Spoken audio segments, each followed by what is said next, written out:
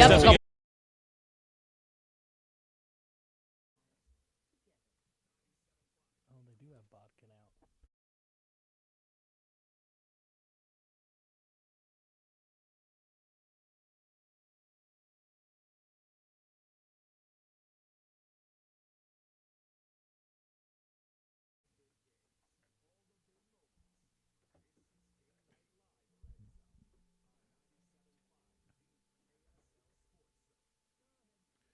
Welcome on in to KSL Sports Rewind's Friday Night Redzone. Dusty Litster and Jeff Hansen.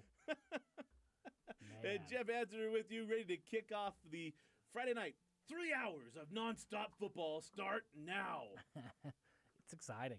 The season, its end is nigh, Dusty. I mean, we have to enjoy this while it's here. We only got a couple weeks left. Yeah, only 2 weeks left. Well, we got tonight, and then all the nights next week. So we have games on Wednesday, Thursday, and Friday next week. Crazy. We will be at Davis Skyridge. Yeah. Sorry, Davis Syracuse. I do that every time. Davis Syracuse. Going to be an absolute blast, but I can't believe we're already here. I can't believe it either. Feels like just yesterday we were getting the season kicked off at Lone Peak, and now here we are. It's been 9 weeks now, and we're here. Still a lot to learn. Still a lot of teams that we haven't really figured out who they are yet. But we clearly know who some of the juggernauts in the state are, and it has been a year of a ton of fun football, and there's a lot more on deck tonight. And tonight's got some interesting matchups. We had some surprise games a week ago. Can we have some tonight? Let's go start first with our Rewind Game of the Week. A little bit off the beaten path.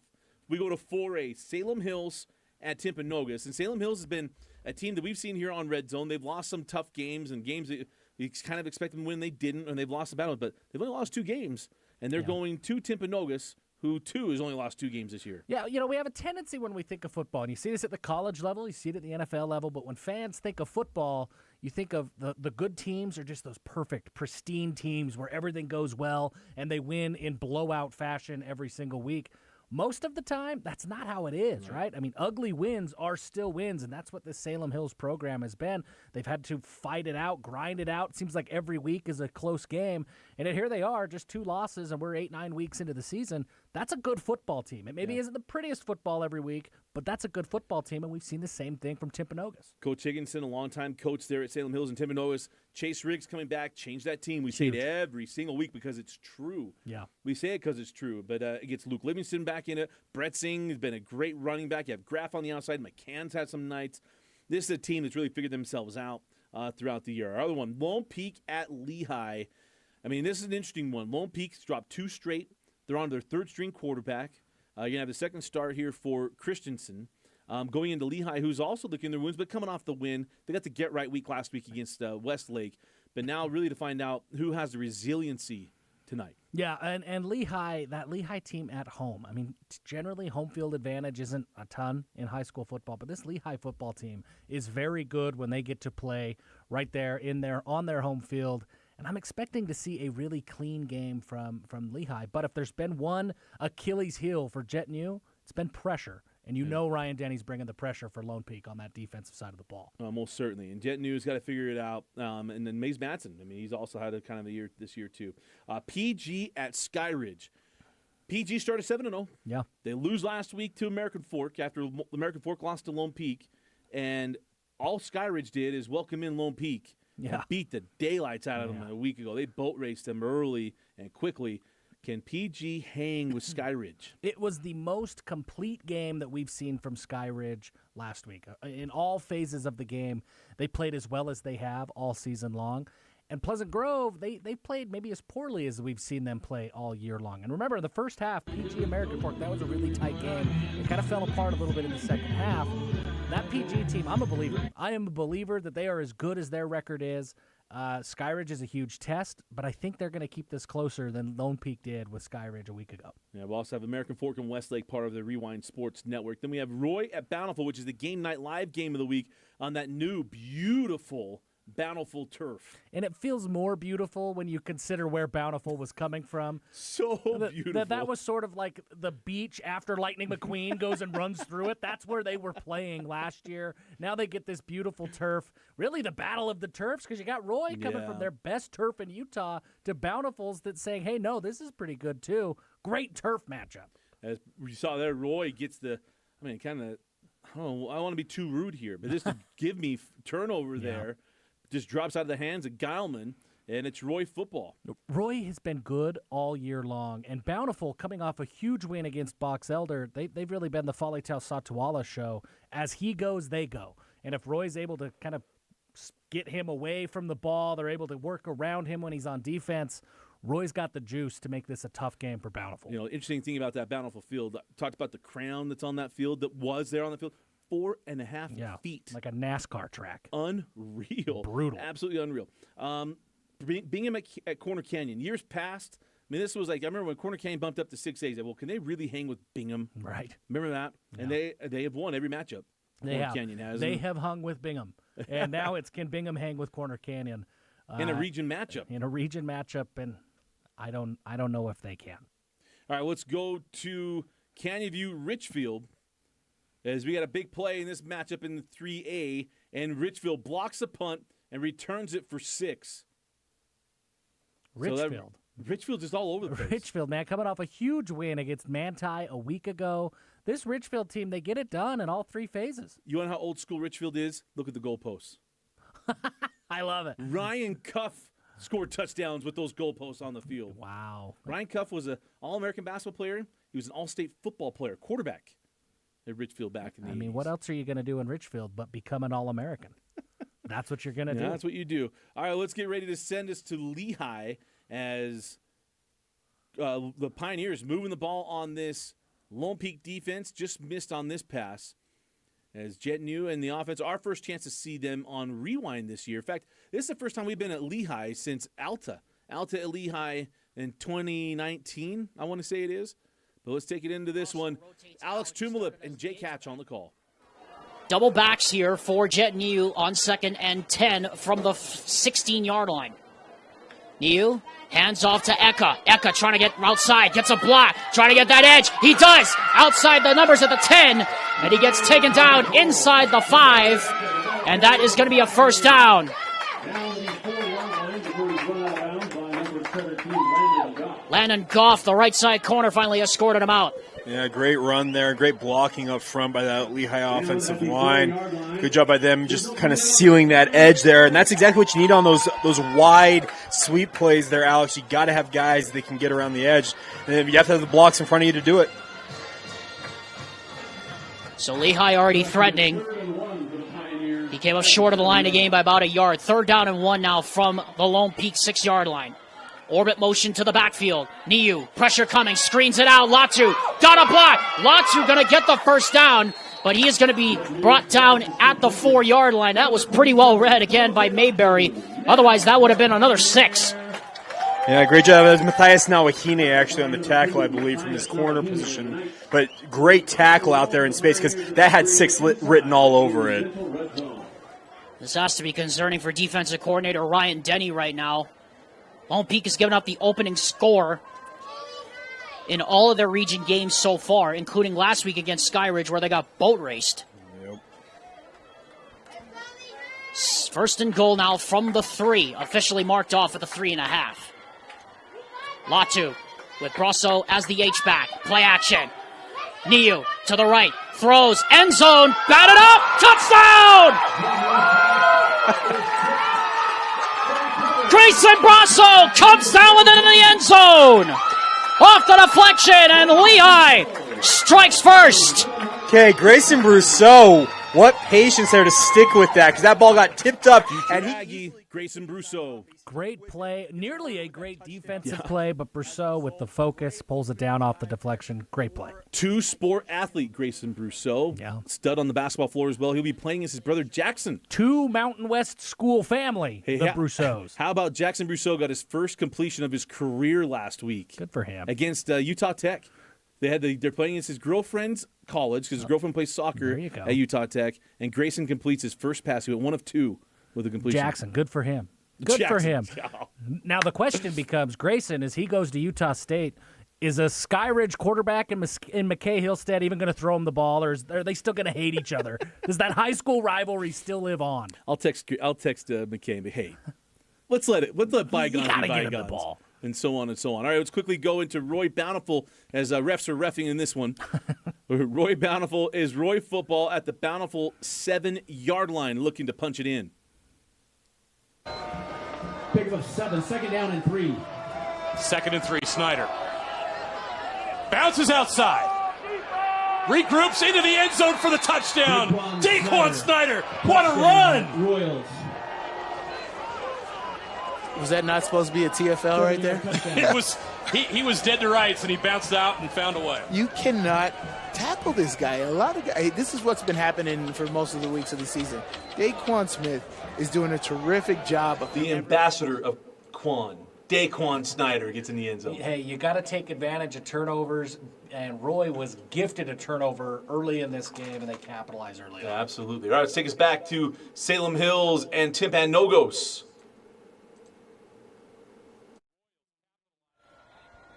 Shotgun again here for Riggs, coming near side. Well, underneath for Bretzing and just slipped through his hands. Yeah, just slightly behind, but also definitely a catch that Bretzing has proven he can make. Yeah, that's going to be a frustrating one. You have an opportunity to gain back some of those yards, get back to a 3rd and 10, 3rd and 12.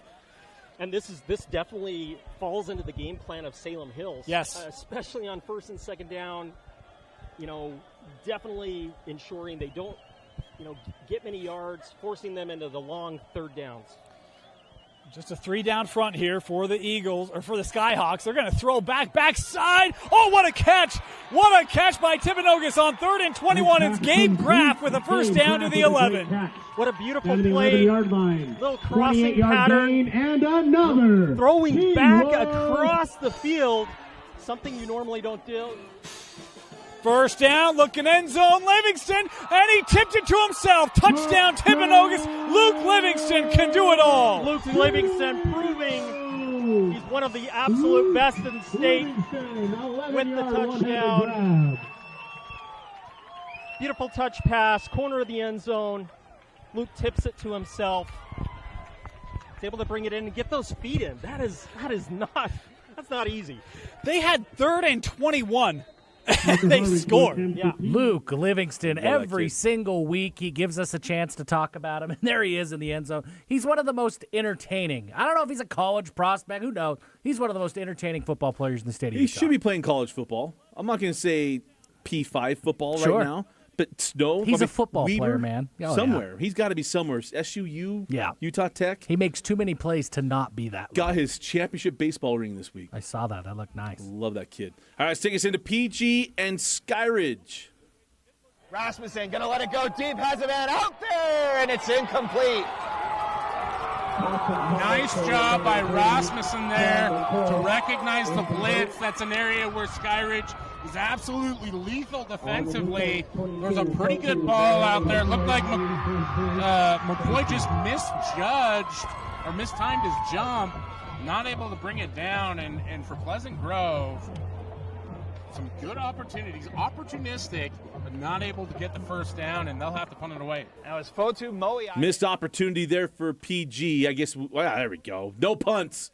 Our no punt record is still intact. Yeah, that was close. We almost showed the punt, but we didn't in the nick of time. Yeah, just a snap. We've got a great uniform battle that I didn't think it was going to be good. When I saw AF and Westlake on the schedule, I thought, those two are going to clash.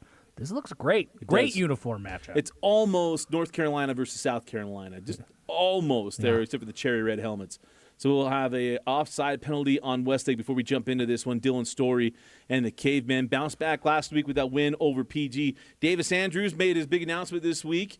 His top 5, or probably top 4, and chose Utah over BYU Notre Dame. Brought his dog in to help him with the announcement. I mean, if you're going to have a cool announcement, you might as well involve an animal. I mean, Isaac Wilson did it poolside in May. Yeah, Davis wins that one. I mean, they could fight it out when they're at Utah together. But I'm Team Wilson. I think using an animal to help you make the announcement is cooler than doing a flip into a pool. It kind of depends. Thank you. AF, this is a big game for AF, right? I mean, they're coming off of that big win against Pleasant Grove. They've got a huge matchup against Skyridge coming up. This is kind of the get-right game for the Caveman. Westlake hoping to play spoiler. Roy keeps doing this. We got to jump back in there. Roy just got the ball back. It is 3rd down and 4, which should take you to Roy and Bountiful. Down to 4. The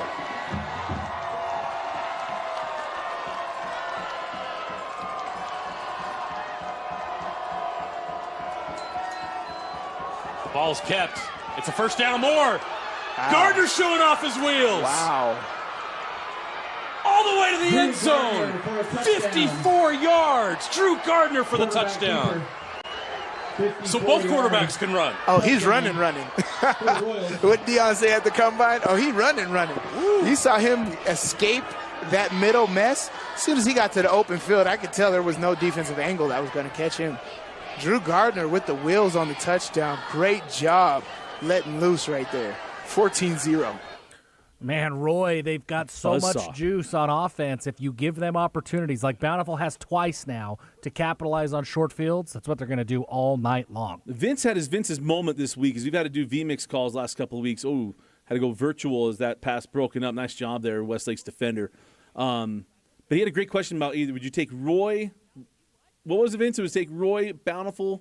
Roy and Salem Hills were 2 unexpected 6-2s. Yeah, 2 unexpected 6-2s, either Roy or Salem Hills.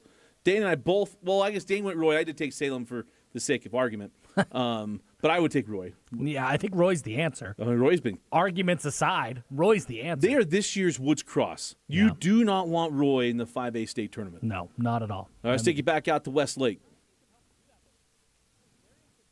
But this is a must-win game if those hopes are to remain intact.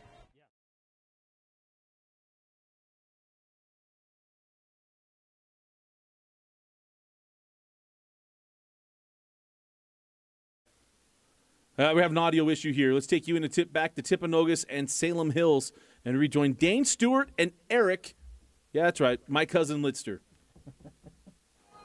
The Thunderdome, 2 teams enter, 1 team leads with a win.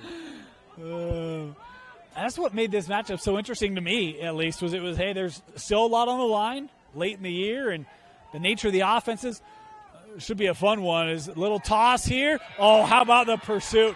Nay. Bursting through was Tyler Hunter, the senior, coming with a big TFL. You know, one of the statistics that really stood out to me, Dane, is the fact that Timpanogos has 64 tackles for loss. 64. That's in 8 games. That's unbelievable. That's crazy. That's a good note, man. Yeah. So how do you try to attack that? I mean, like as an offense, right? Is there something you can try to use their pursuit against them? Absolutely. And you could do that through screen plays, whether that be perimeter screens or right up the middle. Attack them up the middle. That was working. 3rd and 13. And running out of time. Holmes going to tuck it. He's got a lot of yards to pick up. Does a nice job. Gets about 8, maybe 9. Going to be short. It'll be 4th and 5 here. And, boy, how aggressive are you on the opening drive? Man, I'll tell you, that kid is an athlete. Look at his ability to make something of nothing. Yeah.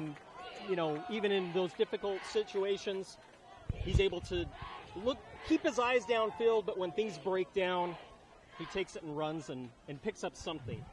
Salem Hills on to punt here. No punts. You don't wear capes if you're a superhero, and we don't show punts on Redzone. Ever. We might show the start of one. We won't finish the whole thing. Yeah, we're not going to show the full punt, ever. Let's take you back to Lehi and Lone Peak with Tumulip and Hatch as Jet New goes underneath the coverage. The catch is made and run after here with Mays Madsen.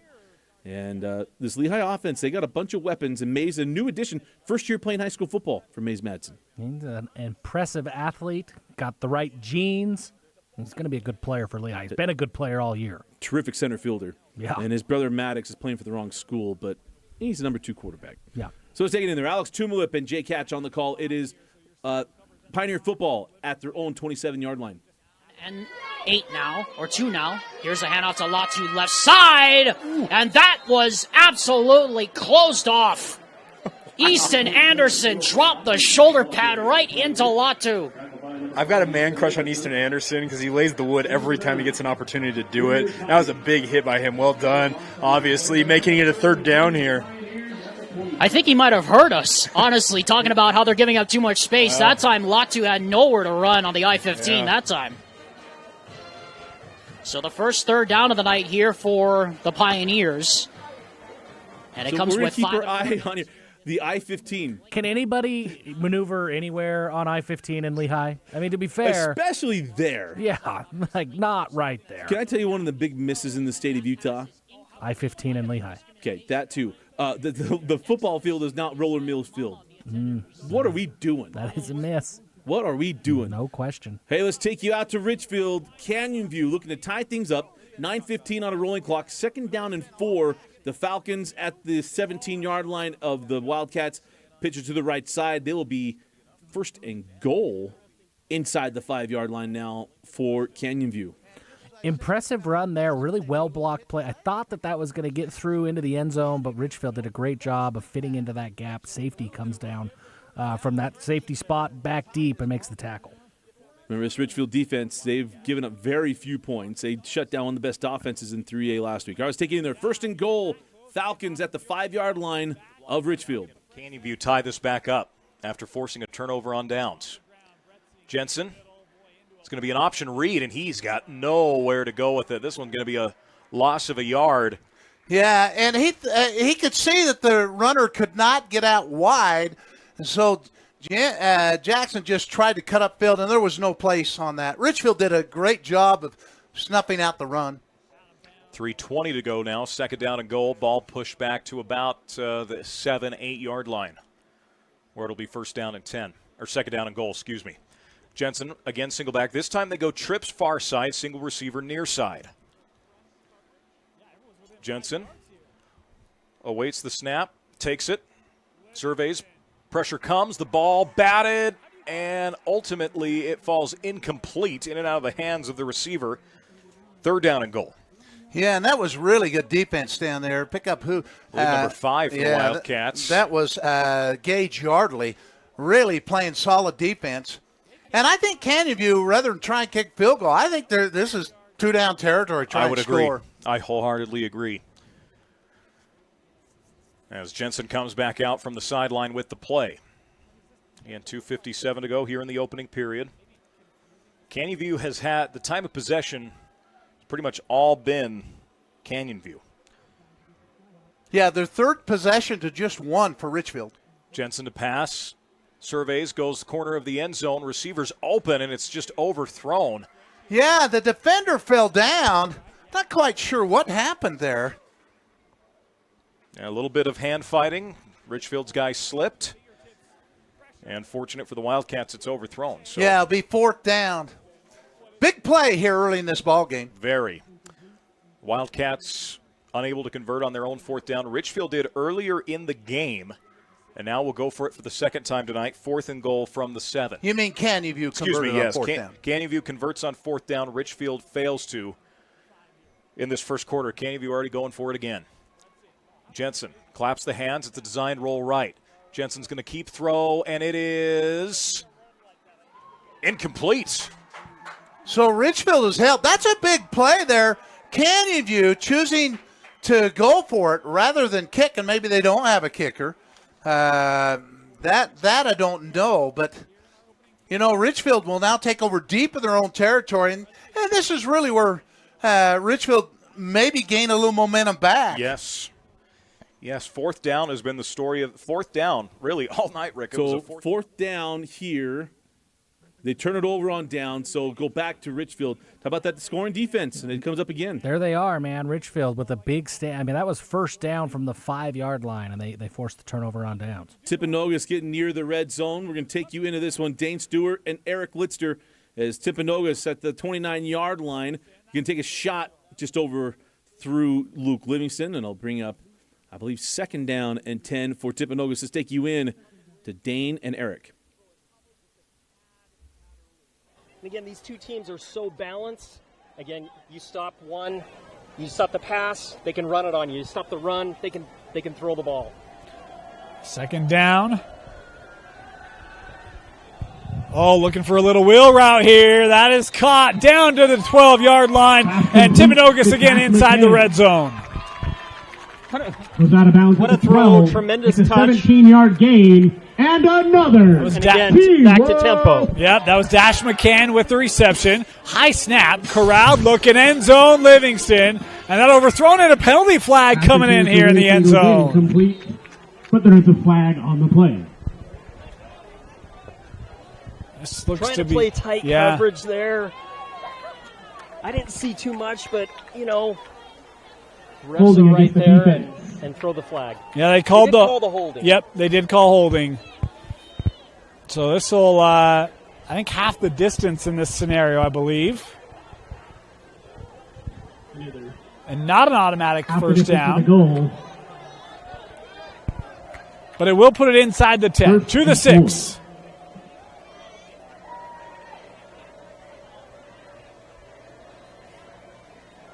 They'll give it. Bretzing on the ground. There's the beast lowering the pads. He does. Bretzing up the middle. Salem Hills 3-yard line. quick to the ball, but Bretzing with Second that down, power. short. Pistol formation on second and less than a yard. Bretzing gets the momentum into the end zone. Touchdown, Timpanogos. On that, 3 yards up the middle. on that drive, we really saw the power of that offensive line take over. Your weekly reminder that Bretzing was a slot receiver a year ago. And now he's the battering ram. Yeah, and he has been really good for a Timpanogos offense that they, as soon as Chase Riggs came back, they found another dimension. They are playing really did. so well this year. And Chase, I mean, sooner or later I'm going to tell the story of Chase Riggs, but that kid has got quite the life the last 3 years. Yeah. But let's take you out to Lehi, back to Roller Mills Field, Lehi at the 44-yard line of Lone Peak. Nobody open, tries to get away, pressure coming, now throws down the field, got him out open, and it's incomplete, right through the hands of the intended receiver. And it's third down coming up here from about the 46-ish yard line. Yeah, look like Cooper there was the wide receiver, had a chance at it. A great pass breakup in the end for the Lone Peak defense here. And another big opportunity. Oh, you got a flag down. We got a roughing the passer, I think, here against Lone Peak. Wow. Kelly Woodbury's mic not working, but Well, that'll negate all the good that Lone Peak just did on that one defensive series right there, because all of a sudden it's a first down again, and even shorter field suddenly for Lehi. so both sides been plagued by penalties here so far.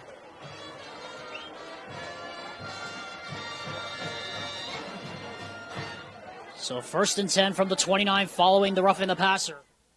Hey, we're going to take you quickly from here over to, just right up the road to Skyridge. They're trailing 7-0. Jackson Stevens, finds his man all by his lonesome. Is that Call? I think that's Call. Another touchdown to Trent Call. A long touchdown to Trent Call. Wow. Trent Call, again, another weekly reminder, was the quarterback last year at Skyridge. Yeah, when Hillstead went down, Trent Call came in and kept that Skyridge train rolling. And he played really well in the quarterback spot. He played really, really well. Now he's catching touchdown passes. I remember he played against Timpview last year in the second play of the game, I think it was second or third play of the game, almost like Zach Wilson taking over for Aaron Rodgers last year. Yeah. And led him undefeated throughout the regular season. All right, we'll go back into Lehi as Jet New fires over the middle, got his man. It'll be 1st and goal for the Pioneers at the, it'll actually be 1st and 10 from the 11-yard line. So a big hook up there. This Pioneer offense just keeps moving. We're going to be talking about Jet New a lot. I mean, he's young. I think he's just a junior, if I remember right, this year. We're going to be talking a lot about him through the winter, through the spring. The build-up for his senior year is going to feel a lot like Jackson Brousseau. Very true. Very true. All right, let's take you back in there. Alex Tumulip and Jake Hatch. To go here in the first quarter. New from the shotgun, Latu at his left hip. He drops the pass. Blitz is picked up. Throw to the end zone, and it's incomplete.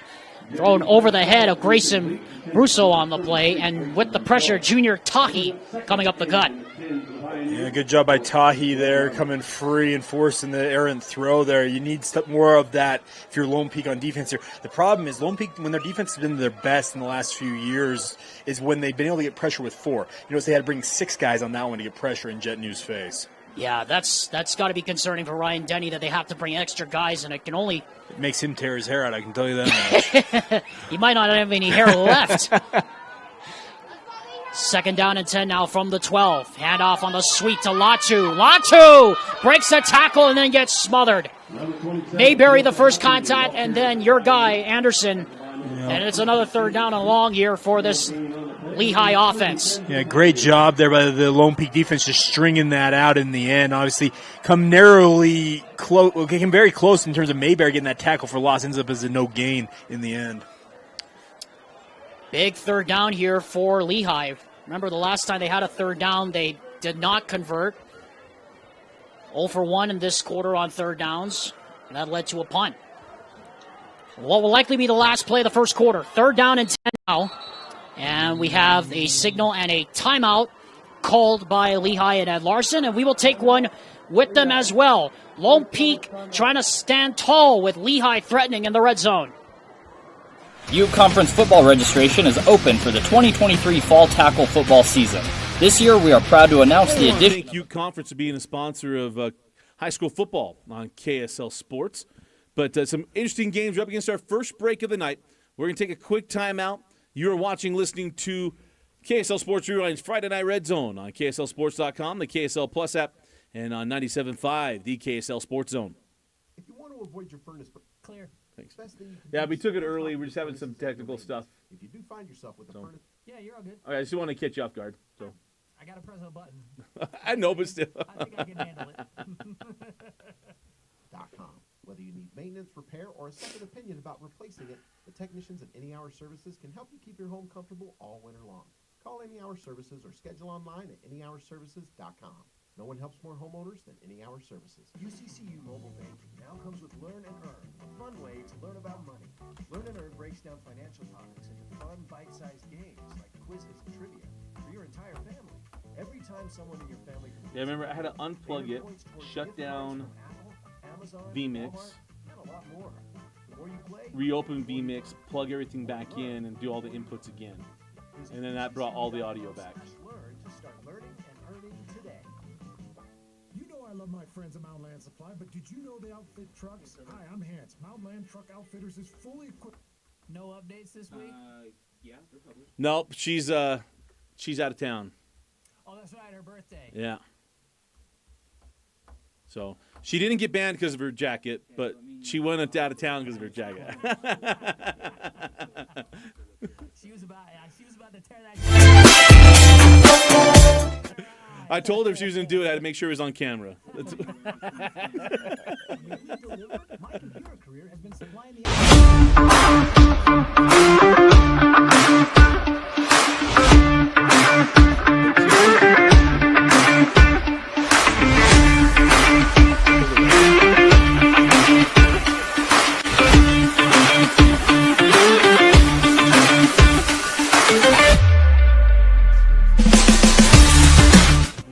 Welcome back. Start of the second quarter. Dane Stewart, Eric Litster with you. Is this one no go? You know, it's definitely the right play that was called. You're trying to call a screen pass. Ledger tries to throw it over the defender. Defender with the tip there, and you have a punting situation.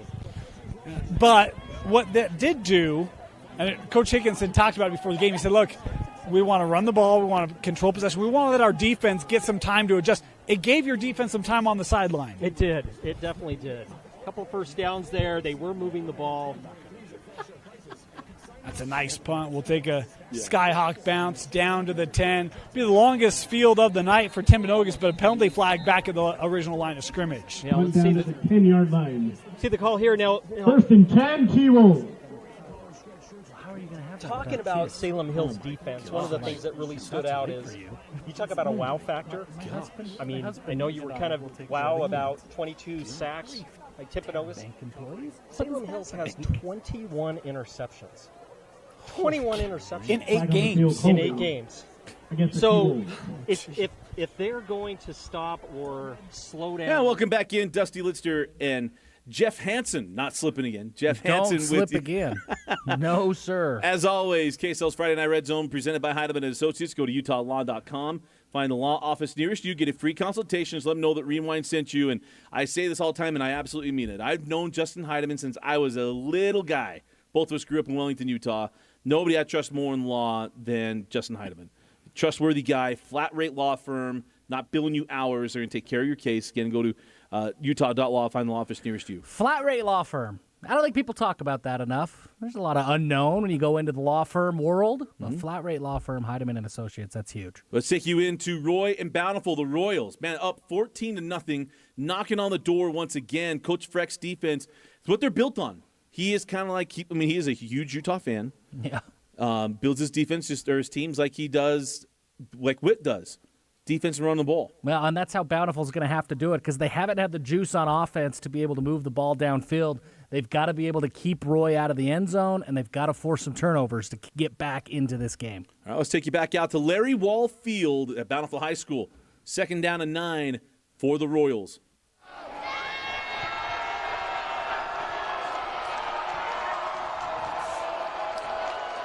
Young in motion, back into the backfield. Now 2 backs with Gardner.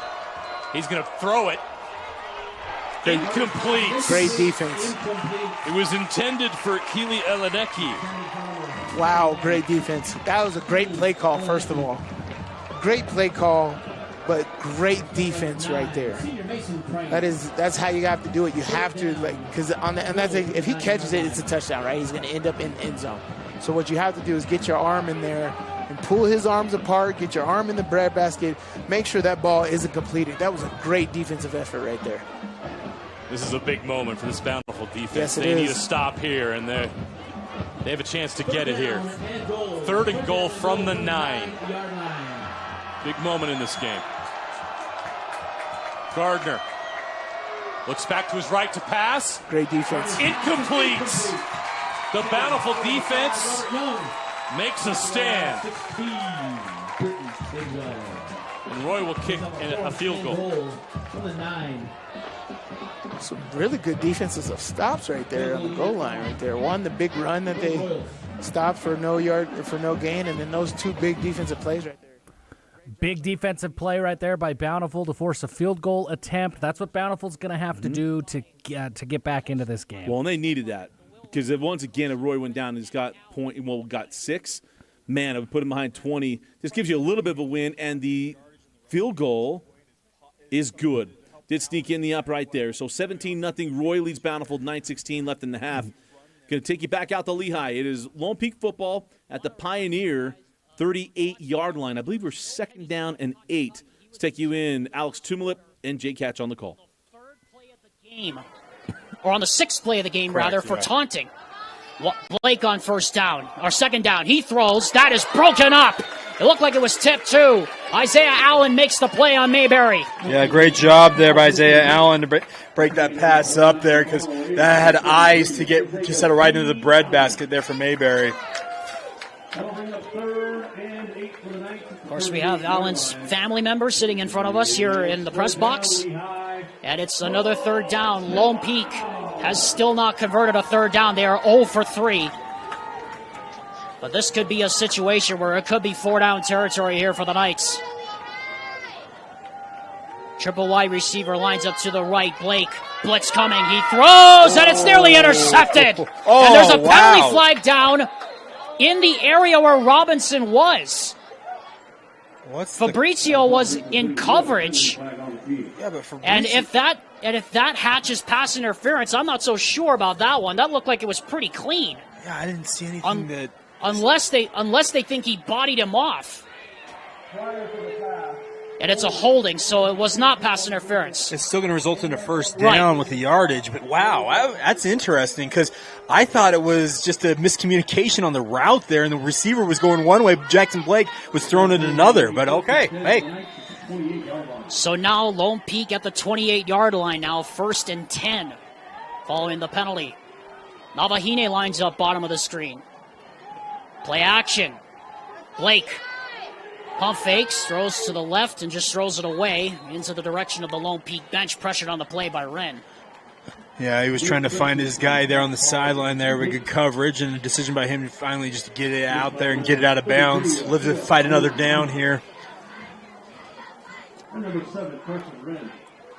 Jackson Blake, he started the opener against Bingham, struggled against Timview, benched against Timview, or rather was hurt against Timview, then got benched a couple of weeks later for Ike Staley.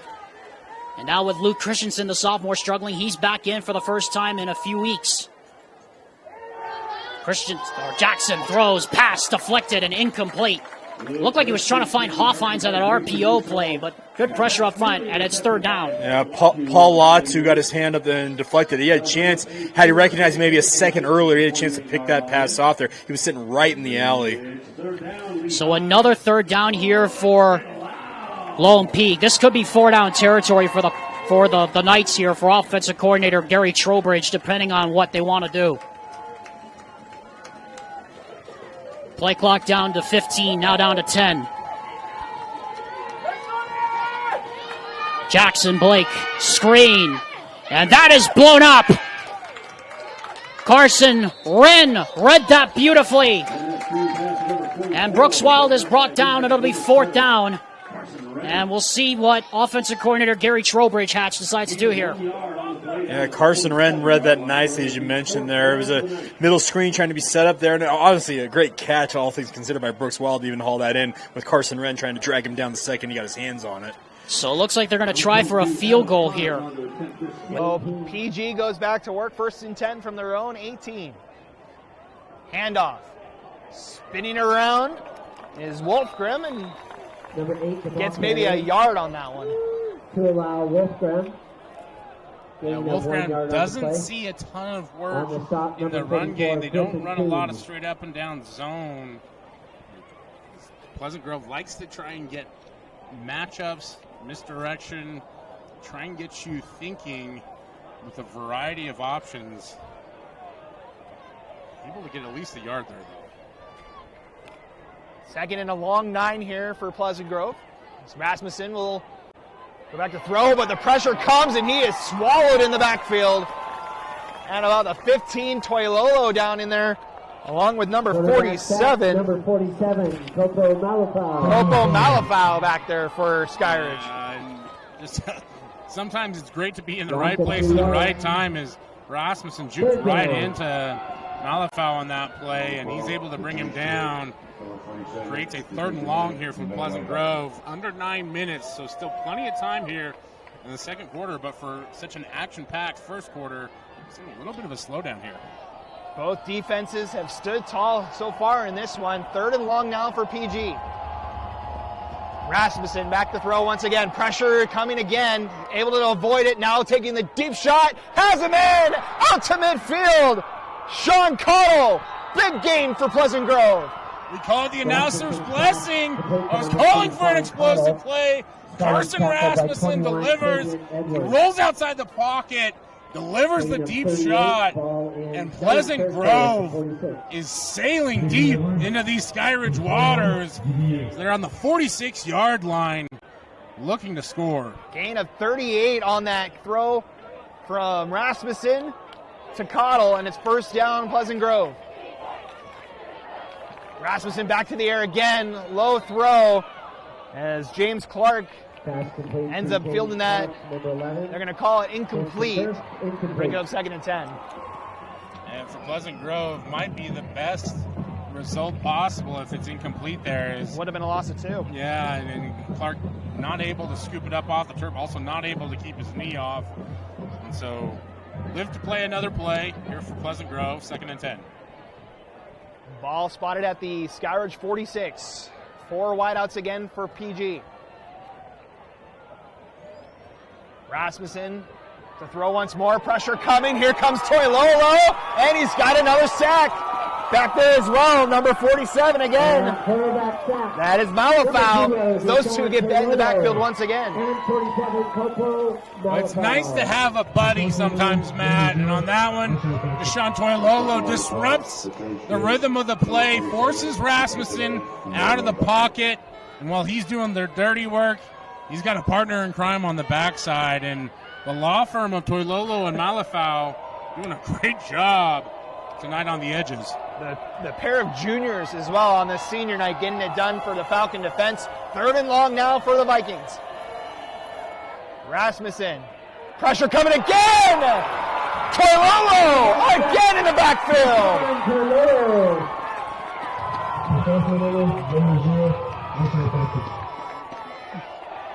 You have to know where Deshaun Toilolo is at all times. He doesn't make it hard. You see the long hair cascading over his back. Got the pink spat tonight. But even then, Matt, it's only your best attempts to try and block him as he gets his 2nd sack of this drive. I'll even give him a half sack on the other one. No punts. No Toilolo. punts, but we'll show a lot of Deshaun Toilolo. Holy cow. They did get that punt off, by the way. Yeah, that was almost we're going to go show a replay of a punt. We totally teased you as Bountiful. There we go. Gets in the end zone at Larry Wall Field. And the light show begins. You know, I can't get on board with the light shows. People love them. I hate it. I think because it's different. Hey, you know, it's like on Pure Country. Just give me music. I don't need the lasers. Yeah. And music and some lights. And that's it. It was cool when it was different. But Yeah. now it's everywhere, and it just makes me want to, like, I don't know. For the light show, I can't say what it makes me want to do.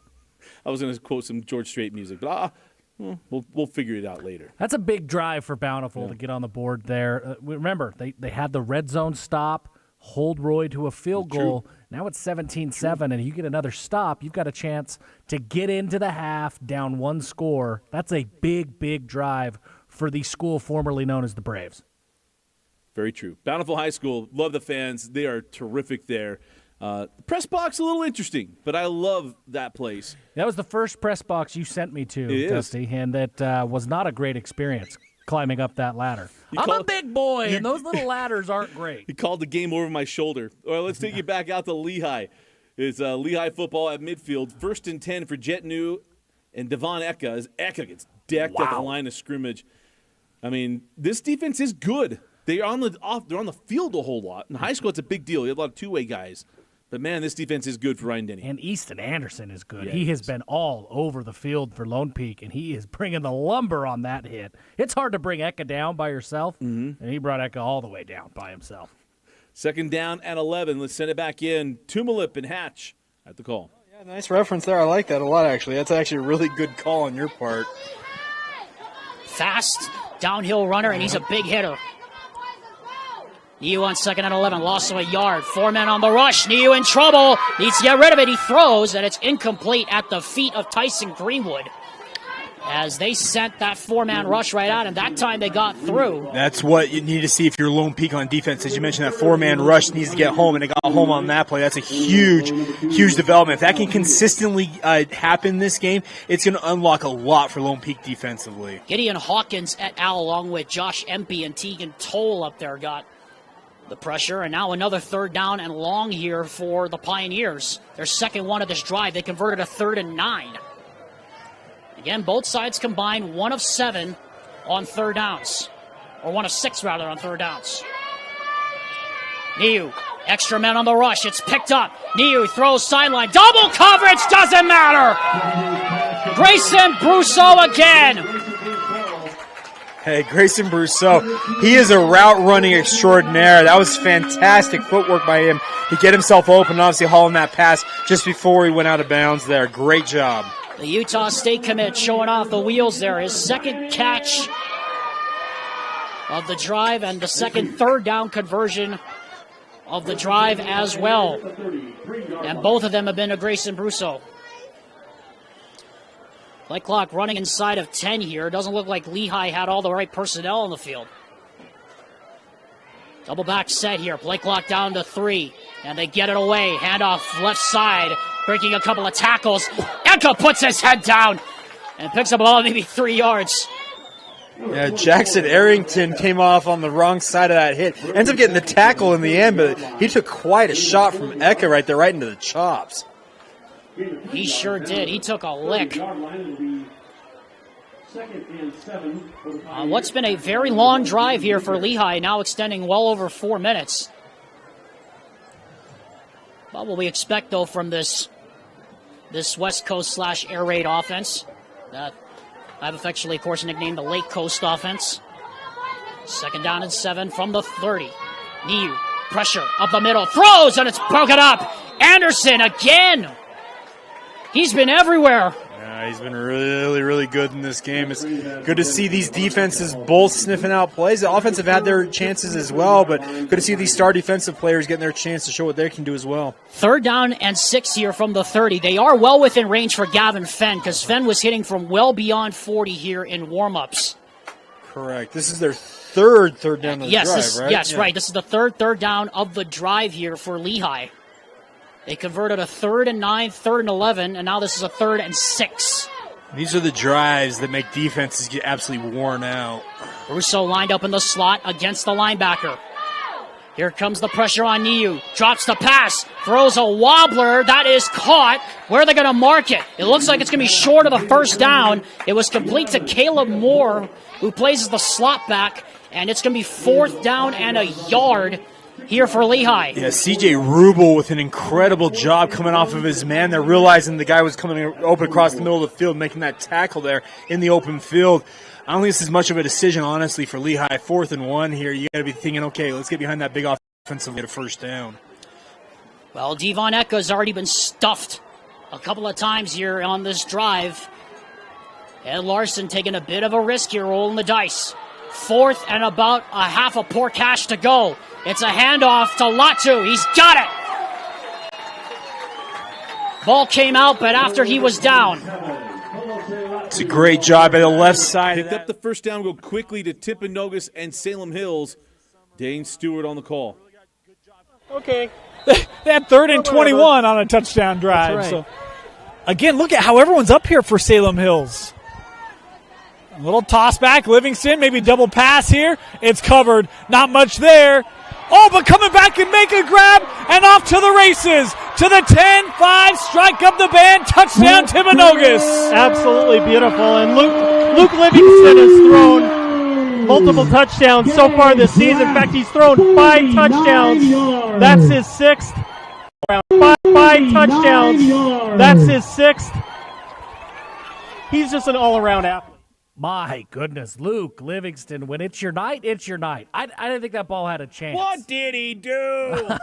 Man, what a ball. You could see the quarterback skills. Like, he didn't want to throw into traffic, and then he did it anyways. Well, and he was thrown against his arm. Against his arm. He threw it like a dart. Like, I think Zeus probably has to angle the lightning bolts from heaven. That was nose down going into the ground. I didn't see that in the last Thor. It's there, I promise you. What a touchdown pass. Yeah, man, that was a great play to get to that ball. As we get ready to send you back up to Bountiful, be 3rd down and long. So 3rd and long here for Roy. I guess we'll show this play. We also go back out to Lehi here momentarily. Let's send you in, JJ and Sly. 3rd down and 9 for the Royals. That's how you play defense right there. Now it's 3rd down and 7. See what they can do and get out of this drive.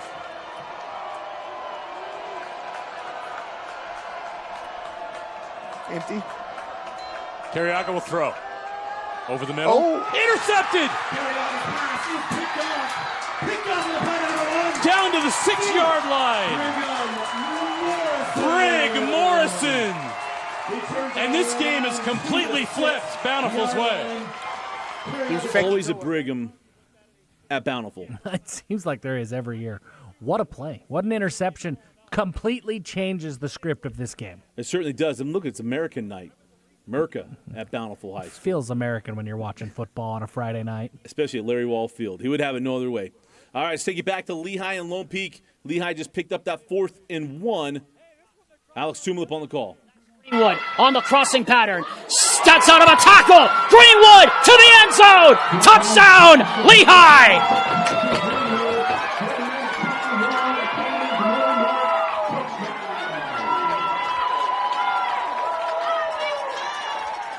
All right, I got to give mad props to that young man. He was dead to rights there on that tackle, steps out of it and races for the end zone. What a touchdown there for the Lehi Pioneers. A long march ends in the end zone, a 76-yard drive for the Lehi Pioneers. Gavin Fenn for the extra point, and it is good, 17-3. Snuck an extra point in there for us, but how about the run after catch there for Greenwood? Yeah, really impressive a run after catch, breaking tackles, getting physical, getting into the end zone. It's 1st and goal for Skyridge, send it into Matt Coma. The Falcons in the red zone. Pass to call. Met by the PG defense, and he'll be stood up at about the 6. Gain of 3. How tough is this Pleasant Grove defense? It's very rare you ever see Trent Call not score from that close to the end zone, but a great job by Bronco Winterton and Sean Cottle there to wrestle him down. 2nd and goal here for Skyridge. Longest drive for either team tonight. This will be the 10th play of the drive for the Falcons. 4 minutes to go to halftime. 2nd and 6. 2nd and goal from the 6. Stevens fakes the handoff. Looking to the far side. Now pressure comes. Throws over the middle. And he's got it. Trevin McClellan. Touchdown Skyridge. What a catch by Trevin McClellan off the fancy footwork of Jackson Stevens as he avoids the rush. Finds his wide receiver. Zipping. Sliding into the Skyridge end zone for 6. So good job from Stevens buying time, able to find McClellan all over, right over the middle. PAT pending. Falcons on for the extra point. Kick is up. And the kick is up and good. Number and it is good. So Skyridge. Yeah, do you have the ball that long in the pocket? The defender, you got to be sticky. You've got to stick to your guy and got a little happy feet trying to chase down the quarterback. Well, Jackson Stevens, I mean, he's going to do that to people. That's true. Oh, as Lone Peak gets a big play, let's send you back out to Lehi. Ready for a fun fact? This is the 1-6A field I have not been to on purpose, and I'll share that one later. It's a personal reason. Let's take you back in. Alex Tumup, Jake Hatch. On the play, Logan Hoffein's now gone over 100 yards here in the first half receiving. And Jackson Blake making his return known here to the Lone Peak faithful. He's been very good so far. 1st and 10 from the 37-yard line. Play action. Screen set up. Intercepted! Intercepted! On the play, Alema Tamala comes away with the interception. All right, I love big men when they make a play. Alema Tamala read that perfectly. Just reached up with those big bear paws and said, I'll take that, thank you very much. Only thing would have been better, he takes it to the house. He was one tackle away from getting to the end zone. The 2nd turnover forced by Lehi tonight. It's a great play there by that big man in the middle of the defense. He does a lot of the grunt work there as a defensive tackle, but a great play by him to read that, obviously, and come down with the interception. Big man interceptions. We live for Peisman moments here on this field. And there Tamala. it was. Holy moly. Tamala. He rises up. He got 6 or 7 inches up off the ground, pulled that ball out of the air, returns it. He was one broken tackle away from a touchdown. What a play from the big man. Those are big 6 or 7 inches, too. Those are huge. You could have slid 2 or 3 sheets of paper underneath his feet. That's higher than I've got off the ground in, I don't know, 10 years. What a play from the big man. Yeah, they call it putting a lot of force in the ground. That was a lot of force that went through the turf there. That was a heck of a play. We're getting ready to send you the PG and Skyridge-PG punted that one away. We broke our rule tonight, but that was on accident. Let's take you into Canyon View and Richfield. Canyon View driving on the Wildcats again, trying to tie things up here. Down 14-7 with 1:44 left. That'll be 1st down and 10 for the Canyon View Falcons, or 1st and goal, from about the 3-yard line. Yeah. We'll see what Canyon View elects to do. Canyon View just got an interception on Richfield. So 1st and goal for the Falcons at the 3-yard line of Richfield. It's going to be in Jackson's hands. Jensen, give, right side, Rushman. Not going to do much. In fact, they say maybe he lost a half a yard. But Canyon View doesn't really care as long as they get in the end zone. They want this clock to run. They did lose 2 yards, maybe a yard and a half. It's back just inside the 5-yard line. So a great defensive surge there by Richfield. And the Richfield defensive line has been doing that all night. Richfield does get the football to start the second half. Jensen on 2nd and goal from the 5. Claps the hands, pumps, rolls out to his left. Jensen's trying to throw, and at the last minute just throws it up, and it's incomplete. Yeah, and that was a pretty good pressure put on by Richfield. Jensen was running for his life, and it's going to be 3rd and 5. And to me, this is a big play in the game. Of course, maybe Canyon View will go for it again. I'd be, if they got a kicker. And we have holding on Canyon View. Oh, boy, yeah, that's substantial. You're definitely going to take it because that will move it out near the 15. Minute 5 to go. 2nd and goal from the 15 now. Well, they moved it. They marked it on the 14. And Coach Thorson's saying the clock should wind, but that was an incomplete pass. And the referee agreed with him and wound it. It's off an incomplete pass. That should not wind. No. I'm surprised Canyon View doesn't have anything to say about that. Well, the penalty, yeah, okay. I'll tell you an explanation there. But Jensen, roll out to his right, pumps, still running for his life right side, fires for the end zone, and there is no one there. It's incomplete.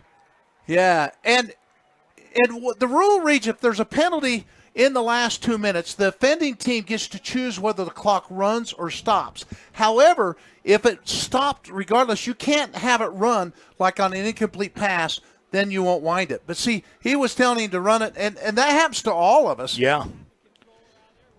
This crew's really been pretty solid. It's been pretty tonight. consistent, yes, 100% agree. 3rd down and goal from the 14-yard line for Canyon View. Clock is stopped with that incomplete pass. 38 seconds to go before halftime. And it's 3rd and goal. You know what I'm looking forward to at halftime, Rick? What's that? A little Brad James stat update. Oh, we got Brad I love Brad. Yeah, anytime you have Brad, I was so excited. Trips left, man in motion now for Jackson Jensen. Jensen takes the snap. Pressure comes in quick. He throws over the middle. It's caught. Complete inside to the 5. The Wildcats convene and make the tackle with 31 seconds to go. Boy, and I thought Canyon View got a break on that. They never got fully stopped for a full count. I don't know if you watched this, and we didn't see it, but the running back ran out and never really got set, went in motion, and they snapped the football. They got a break there. And a timeout being called by Canyon View. That is their final timeout. All right, so timeout there. We got a timeout as well. We're at the top of the hour. You are watching and listening to KSL Sports Rewind's Friday Night Red Zone on the KSLSports.com, the KSL Plus app, and on 97.5, the KSL Sports Zone. Major bullet. Correct. And they now have it 1st and 10 at the 20 because, of course, all kicks that go into the end zone are automatically ruled as touchbacks. Jackson Blake, 5 wide receivers from the 20-yard line, 1st and 10. Robinson lines up as the H-back, and we have a penalty flag for a false start. Well, not an ideal start to the drive. Double clutch that snap. Double You got to make clutch sure. the snap. Yep, can't do that. That's Luke Sperry, the senior. You don't see him do that very often. Very experienced offensive line led by Sperry and Austin Pay, along with Misi Patane and Maddox Moss. Jared Smith on right tackle. Blake to throws up the seam, looking for Hoffines, and it's incomplete. Pass was uncatchable, but just to make sure, he got a whole lot of Max Ray, the strong safety, on the play. Yeah, Hoffines was kind of fading out of the hashes there, whereas you had the throw come inside the hashes there, and obviously you cannot run through a guy to get to that ball. 17-3 Lehi. Feels a lot wider than the scoreboard actually indicates because of the way Lehi has played so far, but they have not been able to cash in on their opportunities. Lone Peak, by the way, will get the ball to start half number 2. Blake again, 5 wide receivers. He gets time this time, throws it behind Jaden Mayberry. It doesn't look like they were on the same page. Yeah, it looked like he had audibled right before that play, but apparently did not get relayed clear enough to Mayberry there because he fired that out there. Mayberry was already coming in. So Lone Peak facing another 3rd down here. They still have not converted a 3rd down here in this half. They are 0 for 5. Again, Lone Peak still has all 3 of their timeouts. Lehi has 2. So they have a lot of time here. Well, the clock may not actually be on their side. 3rd down and 15. Blake was looking for the screen. Rolls to his right. Now he's going to take off with no room down the field, and he gets escorted out of bounds after a pickup of about maybe 7. Taking what he could get, obviously, on that play there. Great job by the Lone Peak Lehi on defense, making sure they didn't have any options down the field in the passing game and forcing the punt. Cade Daly has been a very busy man here so far here in this first half. Mays, Madsen, Fabrizio back deep here for the Pioneers. And we have a false start on Mayberry. Mayberry can't be leaning back like that, young man. That's an easy one. You got to stay set. You can't. That's like an offensive lineman leaning back into his pass set. You can't do it. 5th penalty called on Lone Peak here in this first half. And the Gunners are in here for the Lone Peak Knights to try and protect against the punt block here. Fabrizio and Madsen standing back on their 30. A high snap. Well controlled, and the kick is blocked! And it's recovered for a touchdown!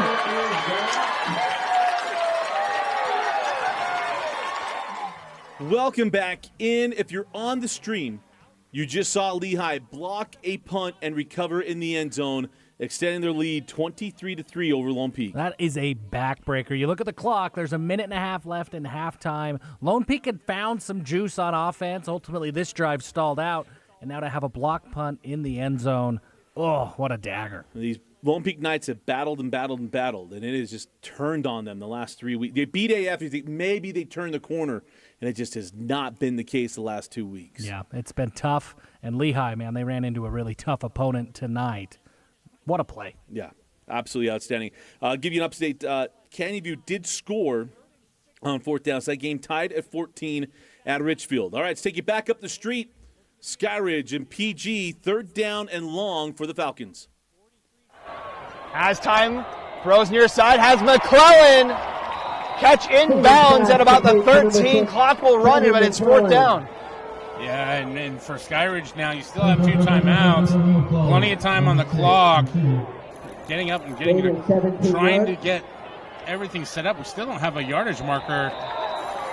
As we have some movement at the line, and it's going to be an offside, and that'll give Skyridge a new set of downs. Oh, in Pleasant Grove, man, that's such a difficult spot to be in there. You're tired. You've been out there all half long. Just got a big play, and you're just trying to get set up. And great job by Skyridge to draw them offside. 1st and goal from the 8. Stevens, quick pass near side, has Trent Cole. He's got another touchdown. Touchdown, Skyridge. North end zone, south end zone, doesn't matter. Skyridge lights the edge with the absolute missile from Stevens to who else? Mr. House Call, Trent Call. And we're seeing some debate here in the end zone. Call him now, Trent Call. I think that Trent Call got some swagger because when the ref threw a flag, I don't know if you caught it on the stream, he picked it up himself. Yeah. He started waving it around like a hanky, like he's waving a sailor off to sea.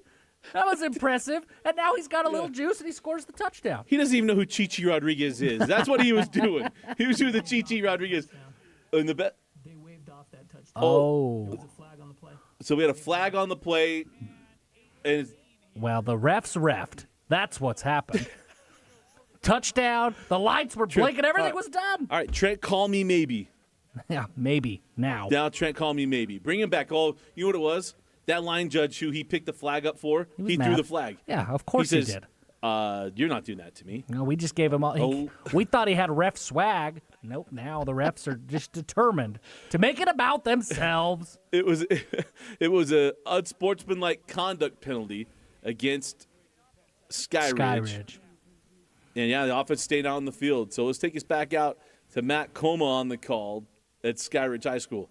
Point. It looked like Call had completed the catch, scored the touchdown. No idea what the debate was there amongst the officials, but now Skyridge with 45 seconds left sits with 2nd and goal to go from the 23, Matt. So, as Brian mentioned, 2nd and goal from the 23, 45 seconds to go till halftime. 2 timeouts still at the disposal of the Falcon offense.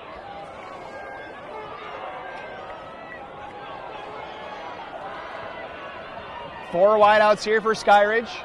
And we're going to get a timeout called by Skyridge. So a very interesting finish to the set. Way out and run Jacob Brooks right to the flat. Just like that. Throw the flat. Throw the flat. Oh, God. It's caught. Brig Morrison with the catch down to the 20. Yards short of the first down, but they want a field goal. They are out of timeouts. They've got to clock it. Geilman's going to do that. So he clocks the ball, and now Bountiful's going to get a field goal attempt. It's going to be a long one. It's going to be about 48 yards.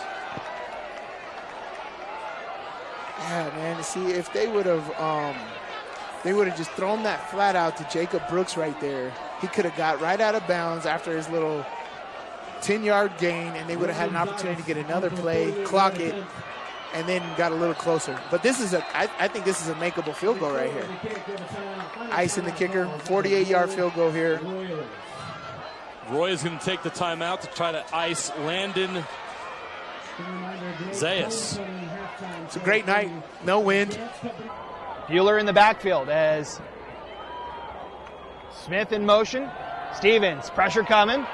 Able to avoid. Now throws far side. Almost intercepted. Number 2, Sean Cottle almost cut that route. Yeah, Cottle's starting to adjust. Again, you love a defense that can adjust mid-game and start to read what Stevens loves to do. He feels that pressure, rolls out to the wide side of the field, thinks he has a defender, but Cottle slips underneath, gets the deflection, and you mentioned it, Matt, almost comes away with that one with an INT. So now 3rd and goal from the 23, 39 seconds to go.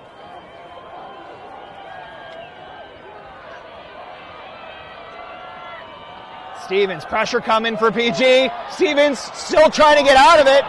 Weaving through, now he's met, and he goes down. Gabe McCoy finally brings him down, and it's 4th down, and clock still running here. Yeah, for Skyridge, I think you're just going to let this one tick down as much as possible. Run one last play. 4th and goal here. We're down to the final 10 seconds. Is Gabe McCoy able to finally bring Jackson Stevens down? And it looks like, will the Falcons go for the field goal here? It looks like they might, or take one last shot. They'll call the timeout with 3 seconds left before halftime here. It'd be a 49-yard field goal, so I'm not exactly up to date on what the range of Skyridge's kicker is.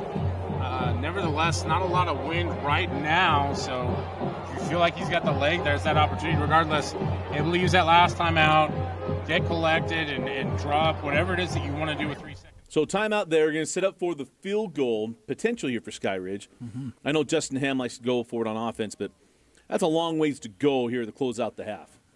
Yeah, that is a long ways to go. And remember, that this would be a big moment for Pleasant Grove.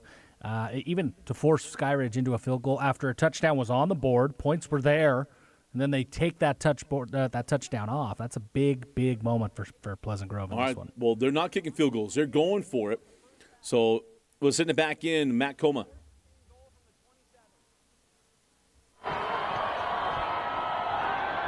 Everybody back for PG as Stevens gets it rid of it. Jump ball in the end zone. It's picked off.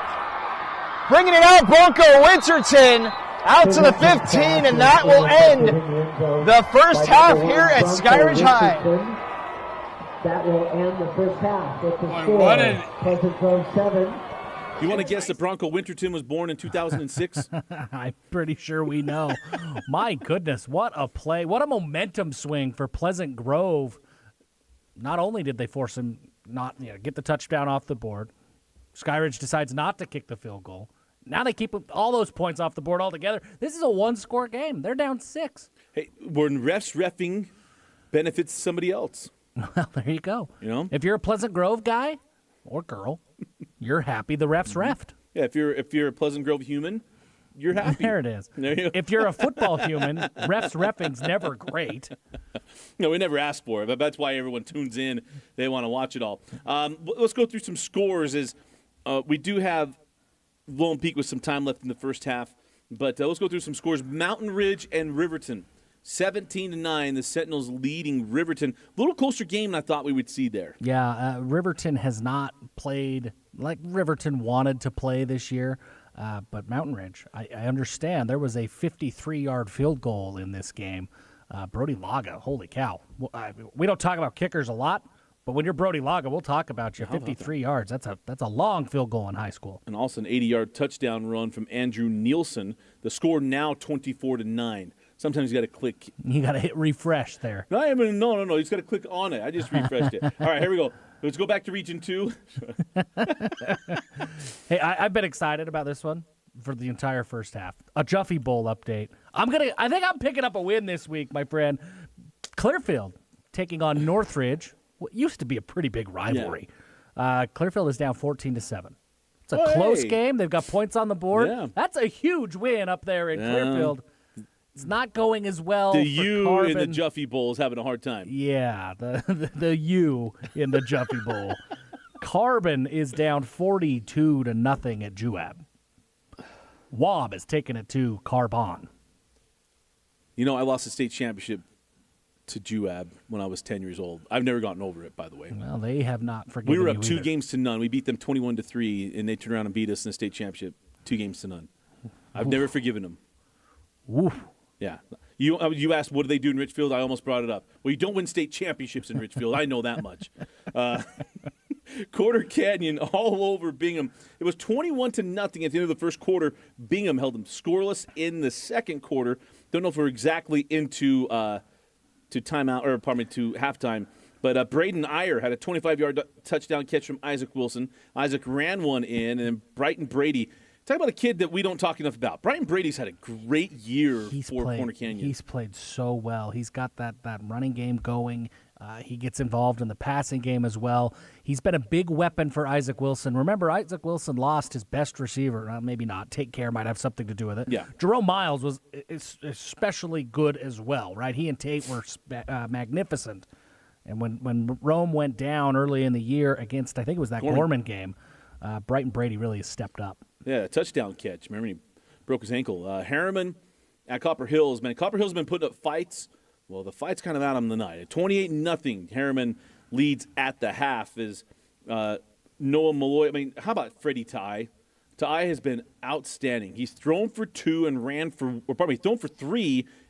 1 in the first half. Yeah, Freddie Ty's been great. That's a big, important game for Harriman after that close loss last week to Mountain Ridge. They needed a bounce-back game. You're seeing that from them tonight. We've got a Valetti update. All right, let's hear it. There's 2 touchdowns for Valetti, but neither one of them are from Tavita Valetti tonight. It's Tuiono Valetti who has scored both touchdowns for for Springville as they are up on Orem 14-7 in the second quarter. Yeah, we might need to pull this one in because I think this is on. This one might be available, Vince. Timpview at Maple Mountain. Timpview leading 21-13. Hilma Kasunga threw a touchdown pass to Jaron Pula. Banks Jackson. All this kid does is make things happen. There was a quarterback throwback pass. Sawyer Leifson to Banks Jackson. Braxton Wilkerson got a 5-yard catch from Kasunga. I wonder if that's Rod Wilkerson's son. I'm wondering. And then if Nick Hoffines had a 1-yard touchdown run that game again. 21-13. Timpview leads Maple Mountain. Timpview's playing well offensively, but Maple Mountain is doing what they've done all year of just kind of hang around, keep it close in the first half. Timpview, remember, their offense has found a new gear in the last few weeks. So for Maple Mountain to be in this game at all, I think is a win for Kalen Hall on that program right now. Box Elder leads Woods Cross 6-0. The only score in this one, Dax Sumco. 6 yards out for 6. Offer Dax Sumco. No kidding. I mean, I'm not saying what level. Someone asked to offer this kid. Somebody needs to. He does it on both sides of the ball for Box Elder. He is one of the most electric players in the state. Another electric player in the state, Granger. Carson Sue, he has 4 touchdown passes in the first half tonight. The Lancers are all over Cypress. It's 35-0 as the first half is about to wind down. Hey, look at that, Vince. He listens. Let's send you out to Spanish Fork as Timpview's 1st and 10 at the 11-yard line of Maple Mountain. 2-score lead. Kasuga steps up. Pressure from the backside, and he'll go down. the ball. Did the ball come out? Maple Mountain acting like it did. I don't think it did, but great job by Kavika Breenhurst. Fighting through the hold there, fighting through 2 blocks, and getting a horse collar tackle. So probably 3 penalties on that play, none of them called. They would have all just offset anyway, right, Chris? Sure. 2nd down and 16 coming up after the quarterback sack. Straight up the middle right here. And this is Timfew's been sneaky with the run tonight as Galea again there has the carry. He gets down inside the 15 to the 11. A 3rd down here for Timpview. And 3rd down about, what, 4? 3? Yeah, if you're Maple Mountain, you want to force a field goal. Unfortunately, they've used all their timeouts to stop the clock.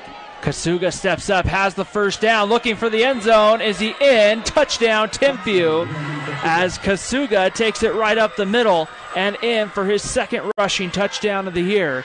And it's a 27-13 lead for Timpview here with about a minute to go before halftime. Yeah, Kasuga's got 3 through the air and now 1 on the ground as he's got responsible for all 4 Timpview touchdowns. Helaman Kasuga, remember, guys, only a sophomore. Just a sophomore. He's going to be the highest-rated quarterback in the history of Utah football. Yeah, I think so. And that includes Jackson Dart, who he had a meteoric rise. Max Preps Player of the Year. He was knocking on the door of 5-star status. I think Kasunga's going to get there. He's already a 4-star. If Kasunga continues on this trajectory, we're looking at the first 5-star quarterback out of the state of Utah. Yeah, many say that if Isaac Wilson got 3 years to start, maybe he could have earned that 5th star. Didn't have the opportunity. Wasn't there, behind Dart and then behind Brown. Devin Brown. Brown didn't have the chance to get there. But no, Helaman Kasuga is going to leave here a 5-star quarterback with offers from, you name it, they're going to offer him. They're already there. I mean, USC, Lincoln Riley. That's kind of hard to say no to. That's like, it's a big one. That's like Frank Jackson getting a call from Coach K saying, hey, Frank, how'd you play basketball at Duke? Yeah. You know, you go play for Lincoln Riley and get a chance to go play for a coach that is already, in 7 years of coaching, potentially have 4 Heisman Trophy winners and 3 number 1 draft picks. I mean, that's kind of that's a tough no. Yeah, it is. But do it anyways, Helaman, and stay home. Mountain View leading Jordan 21-12. The Bruins looking for something good there. Been a tough sled. We're going to take you to St. George here momentarily as Dixie leads Snow Canyon 10-7. The battle of the original 3. The original 2, Dixie and Pineview, and then Snow Canyon opened up in the mid-1990s, about 95, I believe it was. And so we had a chance to go out to Dixie High School for that one. Payson and Spanish Fork tied at 7. If it's Spanish Fork, it means it's going to be close. Yeah, I mean, that's what they've done all year long. Hey, Juffy Bowl update. Clearfield's tied it up. Look at you. We got a game in Layton, Clearfield, and Northridge. It's like it's 2006 all over again. All these updates to be done every week on the Juffy Bowl. I've only won because the spread was been bigger. Right. Neither one of us are winning. Yeah. I mean, there's no question about that. You got a chance, man. Real quick, though, I do want to we haven't talked yet, Alta. Yes. Alta, who has played well all year long, they're all over Skyline. It is 29-0 as the first half is winding down. Alta just continues to play very, very well. All right, Dusty's doing something first that Jeff hasn't done. How about a Cache Valley update? Ooh. Ready for this? Actually, I'm going to click into it and make sure that it's updated. It's got to be a special game to get you to go north. Mountain Crest leads Skyview 14-10. That's a rivalry game. I mean, people don't think about Mountain Crest and Skyview, but that's an old rivalry. I mean, there was Skyview and there was Logan. Then Mountain Crest opened up, and Logan ended up playing at a different classification for most of the early 2000s. Skyridge Mountain Crest was the game in Cache Valley. I got a memory serves. I believe it was 1988 state championship game played at Utah State, a near packed stadium at Romney Stadium between Mountain Crest and Skyview. I'm going to double check that, but I'm nearly positive. Because I remember seeing pictures of that game back in another place when I used to go to Logan every week. Pretty sure that's a surprising score. Skyview's played well all year long. For Mountain Crest to go in and get that upset, that would be a big win for the Mustangs. Ridgeline leads Bear River 21-7, just in time. Bear River just lying there saying, yeah, you're up 2 scores on us. Don't worry. Second half will come. We'll have our shot. They'll make a run at them. That is what they do. They've done it seemingly every single week. Getting ready to send you down St. George. It'll be 3rd down and 5 for the Flyers. And let's send you in there. It's the Region 9 game of the week. Let's send you down to St. George. 3rd down and 5 for Dixie, trailing 10-7 to Snow Canyon. Stopped and didn't quite get there. Yeah, Truman maybe thought he was going to break it a little bit flatter towards the sideline. And to Truman, they called the roughing the passer on that. Oh, I saw him late hit, maybe. Yeah, on the quarterback. He signaled roughing the passer, so he came in on that backside blitz. And if you watch on the replay here, the blitzer comes. Yeah, hit him back. Hit him after the ball was gone. And that was West, I believe, with that penalty. So, new set of downs. RPO, Truman will keep it right up the middle, slides feet first. For about 7 yards. Yep, where you start the slide. Those are the same rules as we have in college and the pros. But, you know, they do need to keep Wyatt Truman healthy. I believe they would probably go to a wildcat with like a Christian McCaffrey, Silas Russell, or a Rand Sawyer if he got hurt. The other quarterback on the roster is just a freshman, Deacon Virgin, 9th grader, who's going to be good, but just a freshman. Comeback route, Barchi threw his hands incomplete. On the coverage over there, number 45, that's Hutchings. Yeah. Lucido Bennett was a little frustrated because he felt like he was wide open. He's jumping up and down looking for the ball, but receivers are always looking for the ball, right? Absolutely. Would you expect anything less? No, that's. Have you seen Stephon Diggs begging for the football from Josh Allen on Sunday? It's understandable. How about DJ Moore last night, putting up 50 spot in fantasy? Truman throwing, caught. No, it popped out. I think it's going to be incomplete. Got to sustain the catch. Yeah, Barbin had it in his hands, and I think. No, they gave him the catch. Did they give it to him? I thought it came out. Well, maybe he ripped it out. We'll take a look. Holbrook Asphalt replay. If he possessed him, was already down. Oh. Did it hit the ground? No, it didn't ever hit the ground. If you look on that replay, he never possessed it. It had the ball in his belly, and the defender raked it out of there, and they called it a catch. So that's twice that the stripes have been on the side of Dixie in this game. RPO, Truman, tackle made. Goobler on top there. Also Hutchings again in there. Everybody calls him Tag. His real name is Tyler Goobler.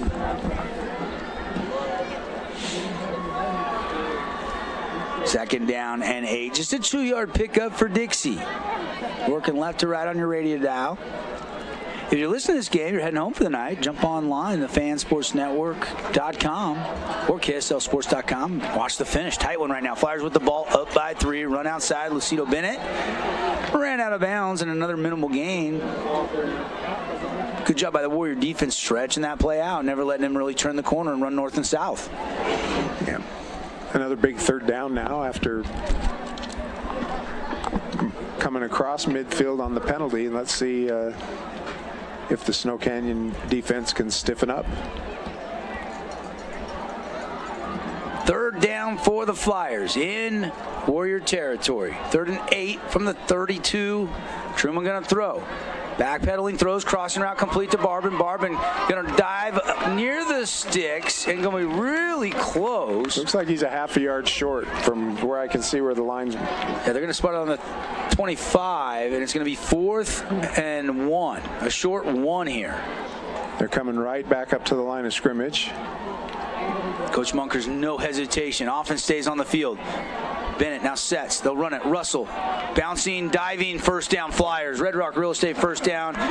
Silas Russell. Yeah, good job by the Dixie offensive line. They just removed the line of scrimmage and then let the running back choose where he was going to go to get the 1st down. We'll come back here. Dixie's picked up that 4th and 1. We got to take you back to Maple Mountain. Remember, the touchdown just scored by Timpview. It is a 1st down at the 41-yard line of Maple Mountain. Play takes a shot deep down the sideline into coverage. Easton Merrill is there and he makes the catch inside the 20. Golden Eagles have to hurry 15 seconds. They'll have to quickly spike it right here. Yeah, Maple Mountain goes 4 verticals there. They won't spike it. And they're going to be offsides. Or either that or we have timeout Timpview and we'll have timeout Thunderbirds. 12 seconds to go.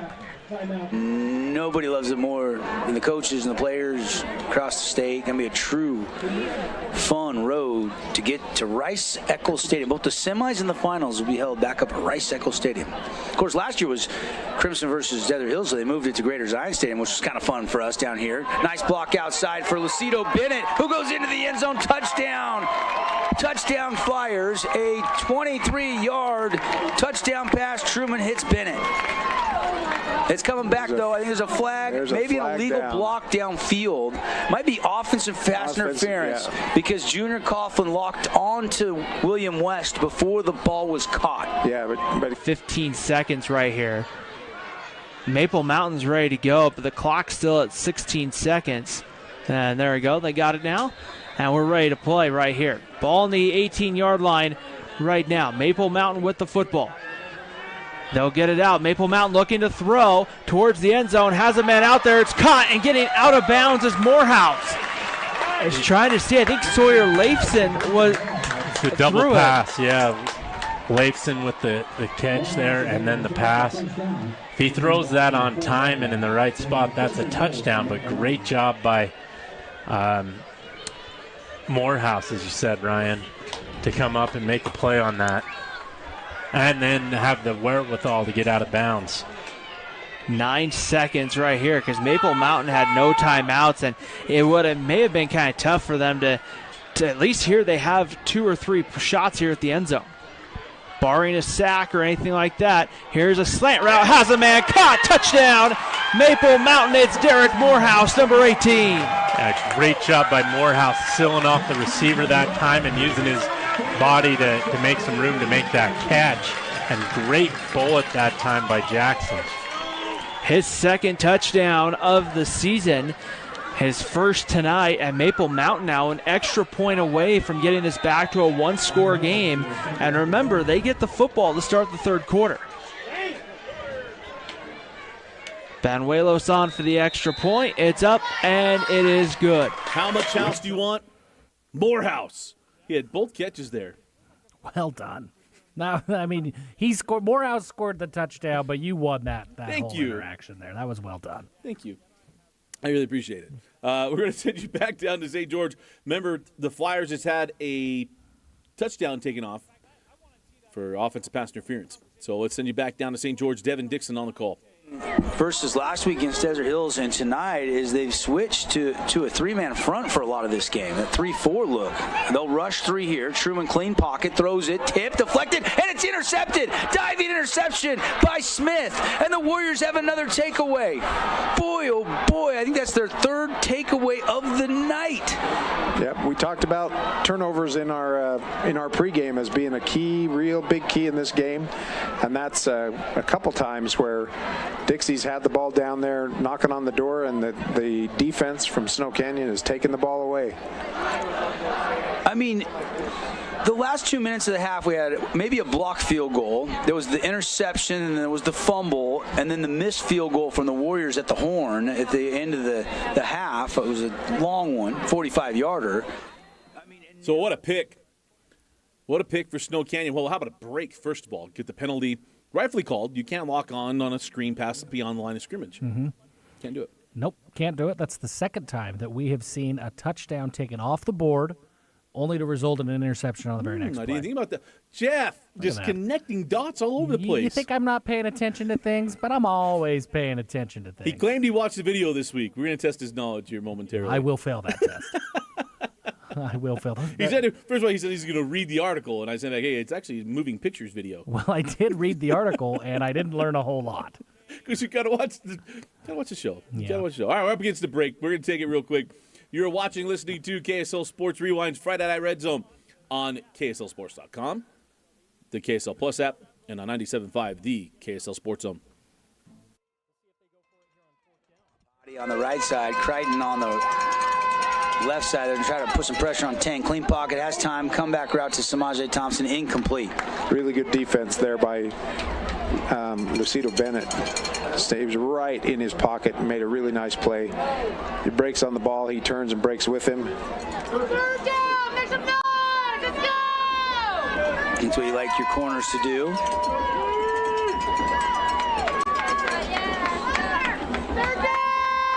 you can hear the Flyer fans. The third down making a little noise.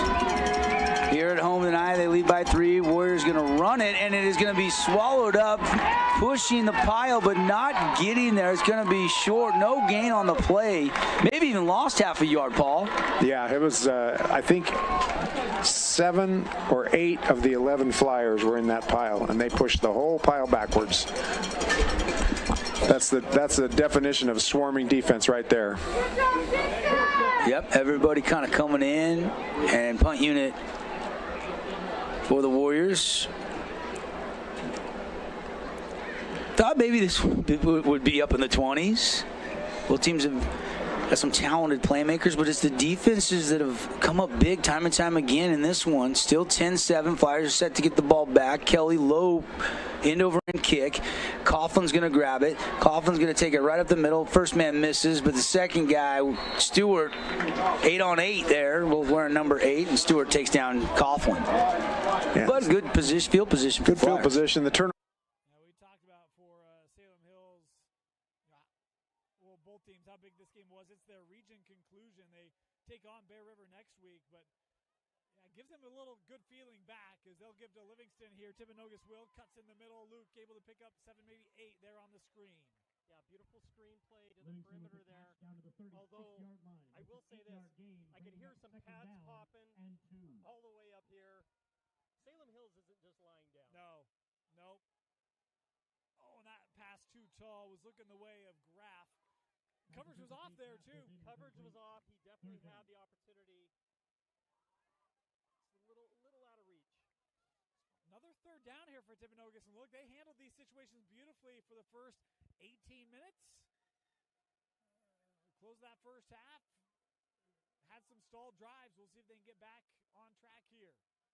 Bretsing with the carry. First down and more. There's the Beast doing what he did in the first half. Went it down. Handed off to Bretsing. 6-yard gain. Good for another. T-Wolf. You know, he's so selfless, but, man, you just know he's like, man, my number's called. Right. There's trust in me. I got to get this for my teammates. I was going to say 5'11", 210. He's prototypical back, good speed with it. It's on first down. Bretsing gets another carry. Trying to move behind that. Redzone on 97.5, the KSL Sports Zone. Go ahead. And welcome back in to KSL Sports Rewinds. Friday Night Red Zone. All the big plays, all the big moments. Play right here. And there have been a lot of big moments tonight. It's been a fun night already. It has been, and we're not even. We're not to the witching hour yet. Not even. Wins have not become losses, and losses have not become wins just yet. Soon enough. It's coming. I can feel it. I sent him an invite to watch tonight. Maybe Scott Hansen is checking it out. How about the play there from Luke Livingston? A little back shoulder, toe drag swag. That kid's so good. If it feels like we just talk about Luke Livingston because he's maybe the only player we know at Timpanogos, that's not true. We know lots of them. It's because Luke Livingston is making plays every time we see Timpanogos. And they go double screen back out. So we'll have refs reffing there on that flag. So we'll get that one settled up. PG and Skyridge just came out at halftime as well. Skyridge scored quick in that game. It's already 20-7. Skyridge came out hot in the second half. And it seems like things are taking a little bit longer. They are. It is senior night in most of the school, or a lot of schools. So you had the homecoming delays in the middle of the year. Now we got all the senior night delays, junior cheerleaders, and all that other little stuff too. So that's why you have a little bit of extended on some of our breaks. But let's take you back out to Skyridge. Skyridge football at the 12-yard line. 1st and 10. Stevens fakes the handoff, throws over the middle for Burke. He's got it inside the 10, close to another first down. A nice RPO action there. Gets the easy completion on the slant. And right now it looks like Skyridge is ready to go, and Pleasant Grove is still trying to get out of the locker room. 2nd and 2 now for Skyridge from the 10. Man in motion, Stevens going to hand it off, finding his way towards the end zone. He's in. Lincoln's in. Finds 6. Touchdown Falcons. Light that S orange as it's nothing but business as usual. Skyridge on the ground, rumbles over the Pleasant Grove Vikings for the touchdown. So how about Jeff talked about it. We just showed it. Skyridge comes right out, gets right in the end zone, extends their lead back to 2 scores. And that's what they needed to do after the way that first half ended for them. They had the touchdown taken off, the interception. To respond, to get back on track really quickly is a big thing for that Skyridge offense. Before we take you to our next game, we got to show you guys a play. We got you all kind of attention here. We put this out, our top 5 plays. This is our number 1 play from last week. Jeff Hansen, I don't think you've seen this play. So let's play it for you, Jeff, on the big screen. And then get your thoughts on this one.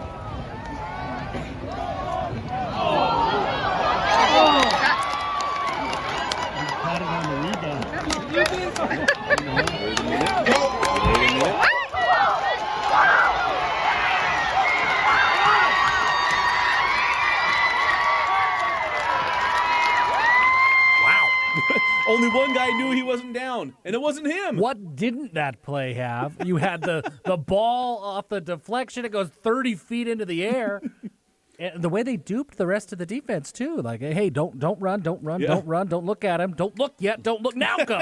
And then he runs for touchdown. Oh, that was an impressive play. For those listening on the radio, it was a quick slant that went off the receiver's shoulder, then hit the defensive back in the chest. It popped straight up in the air.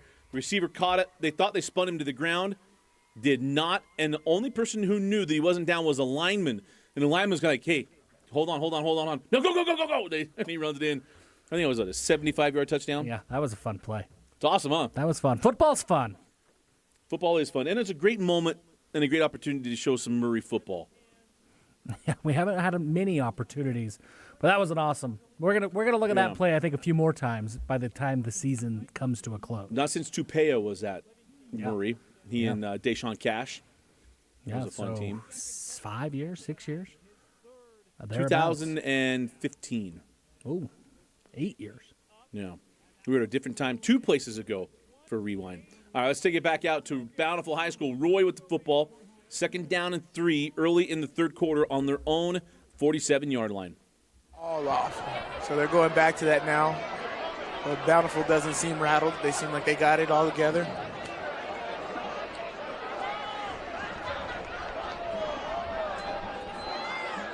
Carter's going to take a shot. Got him. Young's got it.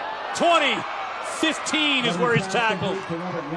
Big gain of about 38 yards to Robert Young. You see what they do there on the first possession or the first play of the series. They throw the out. They get the defense to bite on that, right?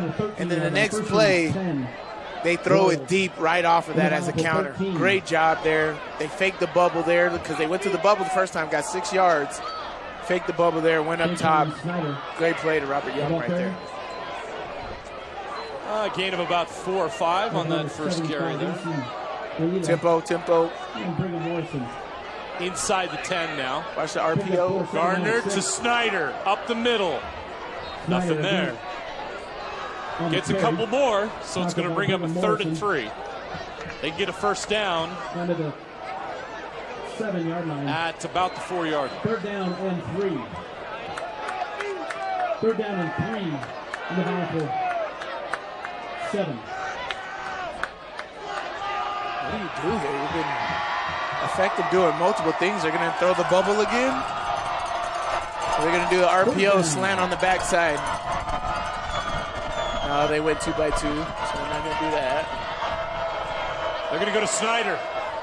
Fights his way in the middle, tries to bounce outside. It's not happening. Jacob Brooks shuts it down. See, this is all the things that were happening on those first couple drives. Just Bountiful wasn't making these tackles. They were stopping him, and he was getting picked up, but they were not wrapping up and finishing the play. They are now wrapping up and not letting Snyder get out of their grasp. So great job by this Bountiful team and switching the shift of the first couple series right there. That's huge. Instead of retaking a double-digit lead, Roy's got to settle for a field goal. This is Aiden Hart, the kicker. Great kick. Nice kick. It's good. And the Royals take a 6-point lead, but that's a... McCoy in motion. Rasmussen to throw. Flag flies at the snap. A penalty stops the play. But fans, you don't have to stop watching. And that'll be a false start on the Vikings. Back them up 5 yards. We're happy to have broadcasting. Yeah, again, the tenaciousness of the Skyridge defense causing the offensive line to get nervous and twitching, trying to get out of there early, and just too much of that leads to a loss of 5. So the penalty backs it up 3rd and 12 from their own 41-yard line. 3 wideouts to the near side. They'll set up the screen to the far side. McCoy weaving through, and he's met by guess who? Malafau back there once again for Skyridge. Yeah, McCoy does a nice job to avoid the initial defender, but no such doing with big number 47 there. And while PG able to flip the field, at this point down 2 scores, they have to start finishing drives, Matt. So that brings up 4th and long for Pleasant Grove.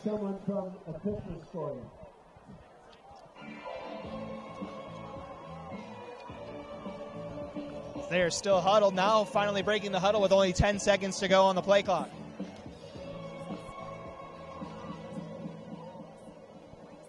Play clock down to 3 here. Snap is held. Skyridge almost just backed off on that punt. Now a good punt back. Oh, it's fumbled at the 20. Able to get back underneath it was Moyai. It's almost a disaster for Skyridge. Boy, a real confusing possession there, as it looked like Pleasant Grove thought it was going to be a dead ball. And then off the punt. Oh, goodness, Matt. Okay, it is only the first weekend of October. I am one of the biggest fans of Christmas you can ask for. It is still too soon. Still too soon. Yeah, for those at home, you probably can't hear. So get a punt issue. Our stuff's still intact. We don't show punts unless there's a reason to show them. Hey, let's take you back out. Timpanogos. Chase Riggs fired in the end zone. Yeah, it's senior night. Luke Livingston is Timpanogos football, especially the last 3 years. Hard to think this is his last home game as a Timberwolf. Yeah, that's sad. That's a sad thought. Luke Livingston has been so fun to watch throughout his entire career.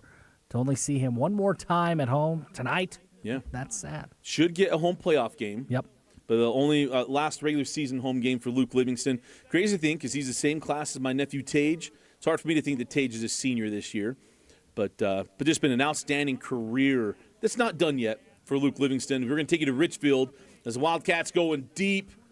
And got him on the double move. Trust me, the out and up works at Richfield. It does. I saw it firsthand in 1999. And it worked right there. What a ball by the quarterback. He put that exactly where it needed to be. Falls into the breadbasket of the wide receiver. Sets up another Richfield score here late in the 3rd quarter. Before the Juffy Bowl, time was Andrew Lewis ran that same route 3 times for 3 touchdowns. Oof. Yeah, on that field. Yeah. Just reminding people, the Juffy Bowl used to be somewhat competitive. Somewhat. Well, I was getting ready to send it in. I always feel bad when we send our broadcasters into games when they got to explain some penalties and all kinds of stuff. His clock is running for some reason there in Richfield, so there's going to be all kinds of reffing stuff that needs to get done here momentarily as we're doing that on air. We're getting ready to send you back out to Maple Mountain. Remember, Maple Mountain scored right before the end of the half, 28-20. Timview leads that game. Actually, no, we're going to keep it here. Let's send it in. Don't know what was going on. The clock kept running and is still going. We'll send it into this Richfield game. Complete to the outside, and that time Court Moon does make the catch, and it's for about a gain of a yard. Yeah, and he had to get rid of that ball immediately. Had he kept it any longer, he was going to get sacked for a loss. And Moon with a nice catch. And right now, Reggie Hathan comes to the sideline. I think Richfield's going to have to. I think they're going to have to run one more play, Rick, based on the play. Maybe not, but he comes to the sideline. They say no. So yeah, Richfield's going to let this run to the 4th quarter. We're going to take a break as well on the Mid-Utah Radio Sports. So timeout there. 15 seconds left in the quarter. Well, actually, there's some let it go. So let's take you to Snow Canyon. What is going on there? Let's go to Dixie. Snow Canyon with the football. Post route touchdown! It's a touchdown, and it's JT Westbrook yet again. And Samaje JT do a little celebration in the end zone, and the Warriors have retaken the lead. Yeah, he took off like he was going to run that up route again and then broke it off on a post right there. It stepped in front of the defender, quarterback made a fantastic throw for the touchdown. 26-yard touchdown, capping off a 97, what was it, an 8-play, 97-yard drive? 8-play, 97-yard drive. What a touchdown to cap it off. Let's get back into Timpview. Helam and Kasuga doing Helam and Kasuga things. Shot has a man that's caught inside the 10-yard line, fighting his way for a few extra yards. Right there is Galea. And it's a 1st and goal situation right here for Timpview as they're hurrying to get the chain and get everything set up and ready to go. They don't have to move the chains because it's 1st and goal, but you move that marker for sure. Ready to go. Kasuga rolls out, looking for the end zone right here. Now being pressured, throws to the back of the end zone, stretching, incomplete. They're going to say right there that Jackson Farrer was just out of the end zone and just couldn't get that foot in. It'll make it 2nd and goal coming up from the 5. Yeah, Farrer was open in the back of the end zone, and Kasaga didn't see him until it was almost too late, and he had to throw it out of bounds. Mount was late to get there to Farrer. Ready to go right here up the middle and in. Touchdown, Timpview. And that is Asia Galea into the end zone for the touchdown. And it's a 34-20 lead for the T-Birds here, 45 seconds into the 3rd quarter. And the T-Birds that come up with the turnover. Timpview back up 2 scores. Big response drive coming from Maple Mountain. They did it at the end of the 1st half. Can they keep this one close? That's what their bread and butter is. Keep it close, compete in the 4th quarter. Well, we're going to try to show this game being kept close as Carson Rasmussen just ran out of bounds with a little bit of spice on that one, getting shoved out. I think what's coach is talking to everybody. There's a flag on the play. This might be against Skyridge. As Rasmussen coming up a little lip there. And that would be a big injury for Pleasant Grove. Carson Rasmussen has been such a huge part of that offense and their special season that they've had this year. Yeah, so face mask penalty against Skyridge. Going to give it a 1st down to Pleasant Grove and gets him a shot in the arm in this drive. Takes him from the 37-yard line down to the 22, because I can do Carbon County math. No, probably 27. They only gave him 10 yards. Carbon County math did not hold up well. Are personal fouls not 15 yards? Listen, I don't think we know what's what anymore. Carbon County math is not really. How about this? The rare 1st and 1. Send it into Matt Coma. They'll hand it off. Wolfgram trying to get to the line again. I think he got back to the line of scrimmage. Yeah, not much on that one for Wolfgram. And, for Pleasant Grove, they've been able to capitalize on a few Skyridge mistakes, but we're still not seeing them execute at a level that's going to allow them to score. They have to get something going on this drive, Matt. With under 4 minutes left in the quarter, there's just not going to be enough time to try and score if you give the ball back to Skyridge without points here. So 2nd and 1 from the 27-yard line here for Pleasant Grove. As Rasmussen will line up under center for this one. The I formation here.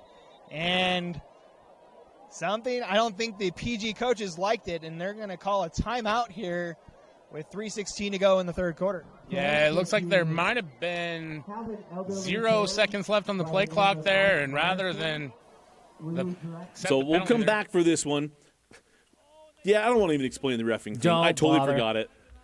So what happened? No, it all comes down to Dusty can't math. It's very true. Well, it's about that time of the show where we try to math. Yeah. I mean, we do it every week. It's one of those things I said once to you. Hey, I think I could work with you at Tab Bank. Yeah. But then you said you can't math. Well, we saw why you don't have a job at Tab Bank. That's why I have an accountant that takes care of all my stuff for me.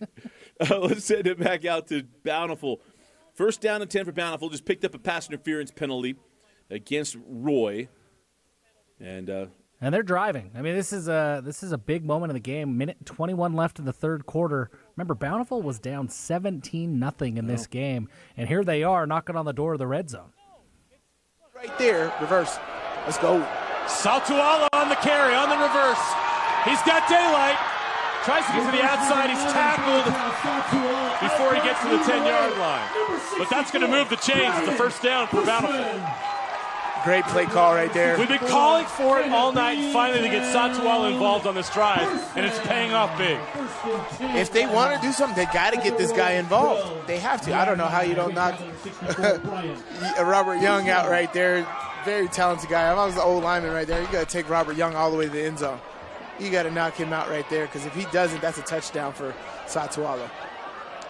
Bountiful in business. 1st and 10 in the red zone. Satuala. Kyle? Oh, that's Satuala. He does everything for you. If you allow him to, he'll do everything for you. And don't forget, he can throw the ball, too. Satuala can throw the ball. He Yes, played he can. quarterback a couple years ago as well as a changeup for them. Okay, so Satuala's going to stay in as quarterback. Satuala, the quarterback here in the red zone. Ball is on the 5-yard line. Look how much bigger he is than everybody. He's right. There's a reason why he's a 3-star prospect. Satuala is going to carry it. Doesn't get there. There's a flag on the play. That doesn't look good. At the left side, near the 4-yard line, he's apparently knocking down the play. We will wait for the call. This could be significant either way.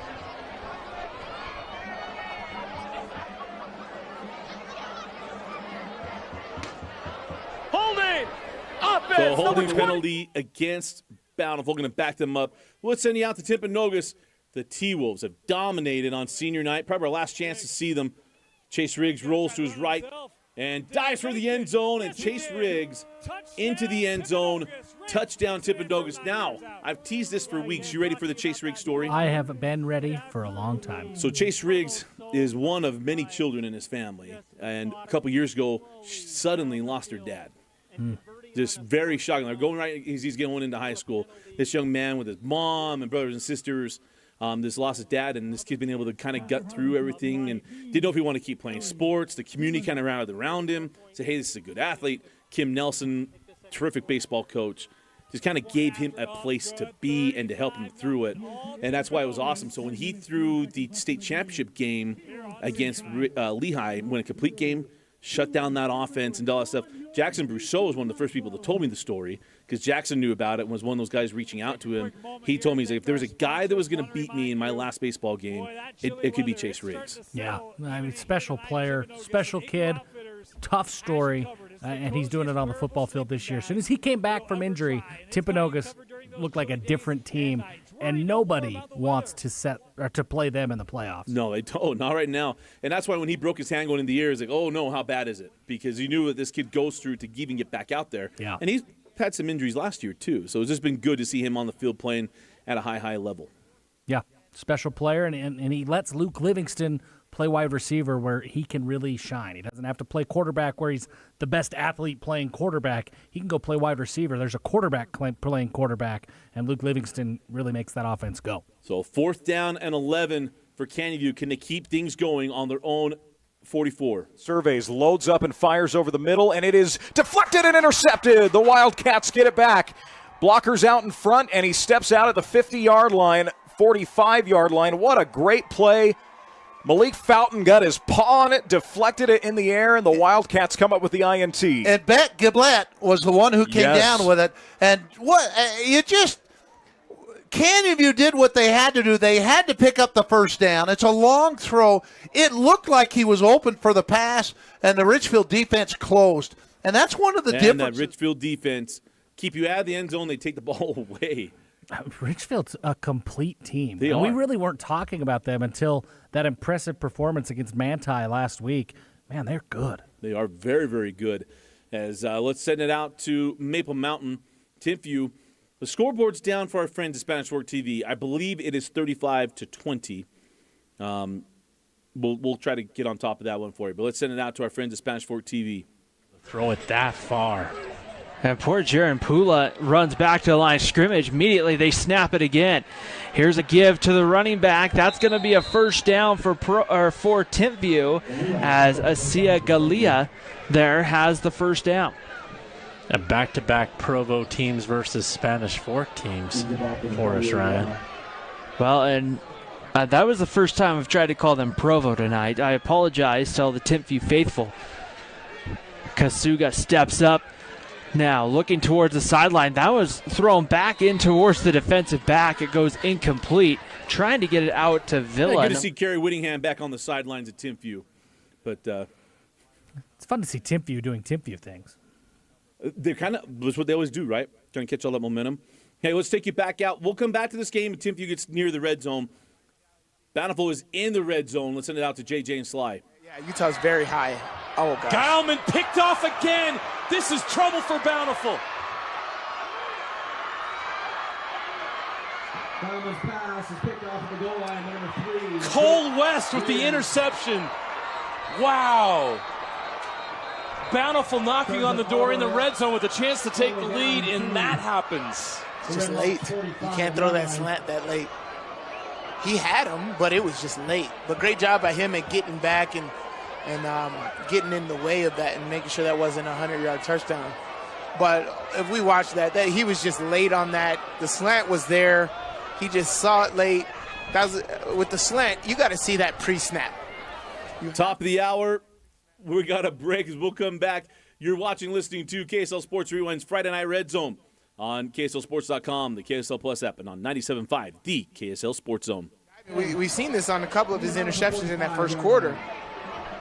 He's just coming back to things too late. You can't come back to things too late, especially with a defense like this and the way that they fly around. So now it's the fourth quarter. Roy has the ball. So many turnovers, points off turnovers, making it happen. And you see they're knocking at the door here.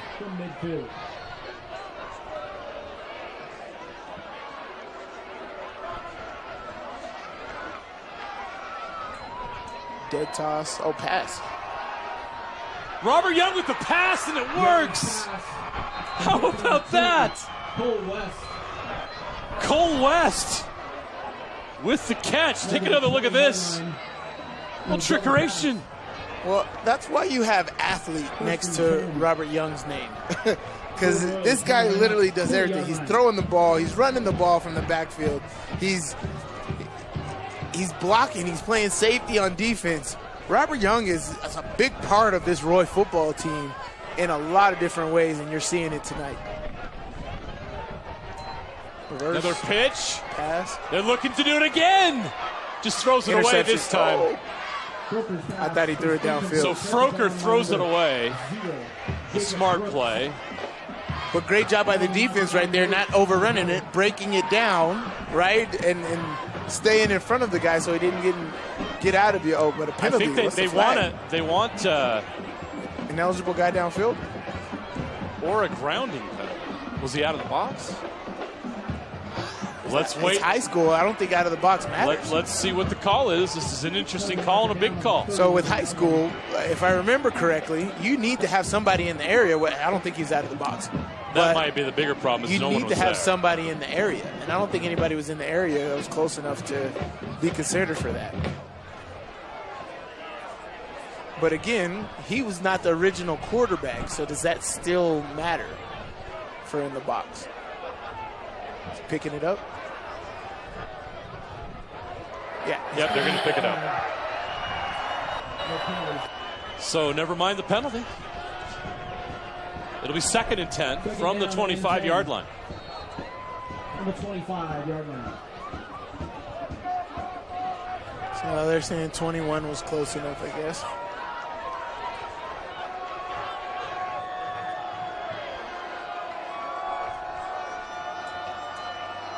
Screen Gardner backside. with the screen. Gardner's pass is complete to number 11. Call holding's going to come back. That went to Kobe Rodriguez, but it doesn't look like it's going to count. It's a great play design right there. Get a lot of motion, strong. Have all the attention go to the field side there. Blocking the back. Blocking the back. No, hold it. Spot foul. We'll go 10-yard. Repeat.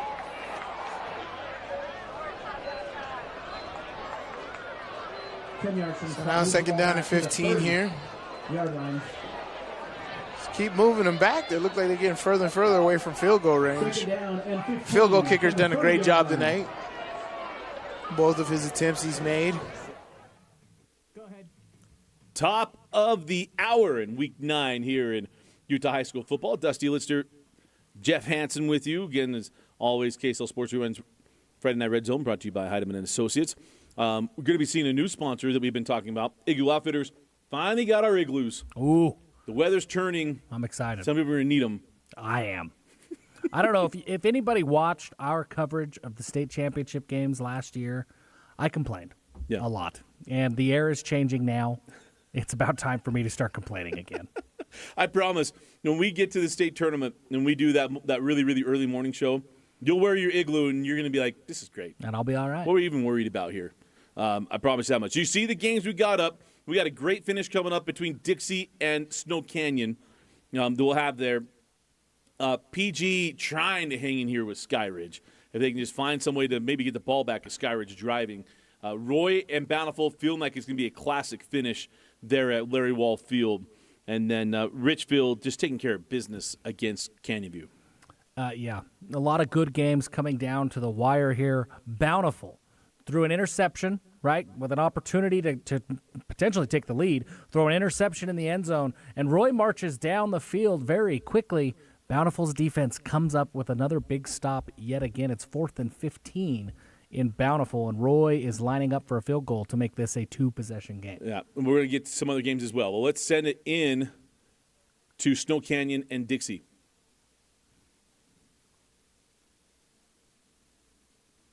Lone Peak Lehi is a one-score.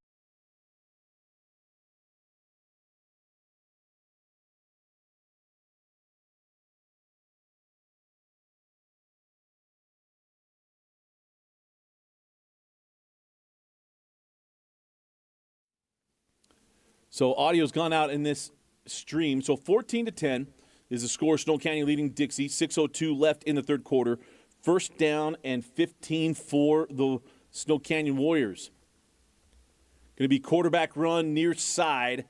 Got the edge and then bumped out of bounds at around the 48-yard line. We'll bring up second down and long. He's a little slow to get up. Maybe got a dead leg there. He got to the edge really quickly, that Snow Canyon ball carrier there. It was a pretty impressive run, but really played well. Dixie strung it out well and was able to I think that was a tackle for loss. I couldn't quite see where they spotted the ball, but they strung it out really well. Gain of 4, and Talon Kelly is the quarterback. So 2 receivers at the top of the screen with an H-back and 1 receiver near side. Put a man in motion and throw it out to the flat to the running back. He is stood up, driven back, and dropped by this Dixie defense. On the catch was Bryce Barnes. He had no shot. Once again, the Dixie defense showing you their speed from the secondary. You've got corners and you've got safeties getting into the backfield on these stretch plays and able to bring down the ball carrier for a loss. All right, audio's back here for Devin Dixon. Let's send it in to our friends down at St. George. From their own 44, it is 3rd and 14. Warriors lead 14-10. 4:42 left in the fourth quarter here on the Fan Sports Network. Isolation here at the bottom. Kelly looking left. Now going over the middle. Samaje Thompson trying to turn the other way over the left shoulder, and it's incomplete. And he had a step or two on the defender. Yeah, hit him in the hands, but he had to turn the wrong way right there at the end. He couldn't quite get his eyes back to the ball when he turned the other way. They had that wheel on the sideline from Cale Johnson. He was open too. Yeah. Oh, so close to a first down. Instead, Dixie's defense has held. Punt unit is on. Kelly standing in his own 33. He'll let it fly off the right foot. High. Landing. So punt here. They snuck one by us. That's on us, but what a great punt. Yeah, you put it inside the 5-yard line. Yeah, it's a good punt. They didn't sneak anything by us. We show good punts. For the brand. Absolutely. Let's send it back out to Skyridge. 1st and 10. PG at their own 30. A pass wide open on the far side. One man to beat. He's got it. Touchdown, Pleasant Grove.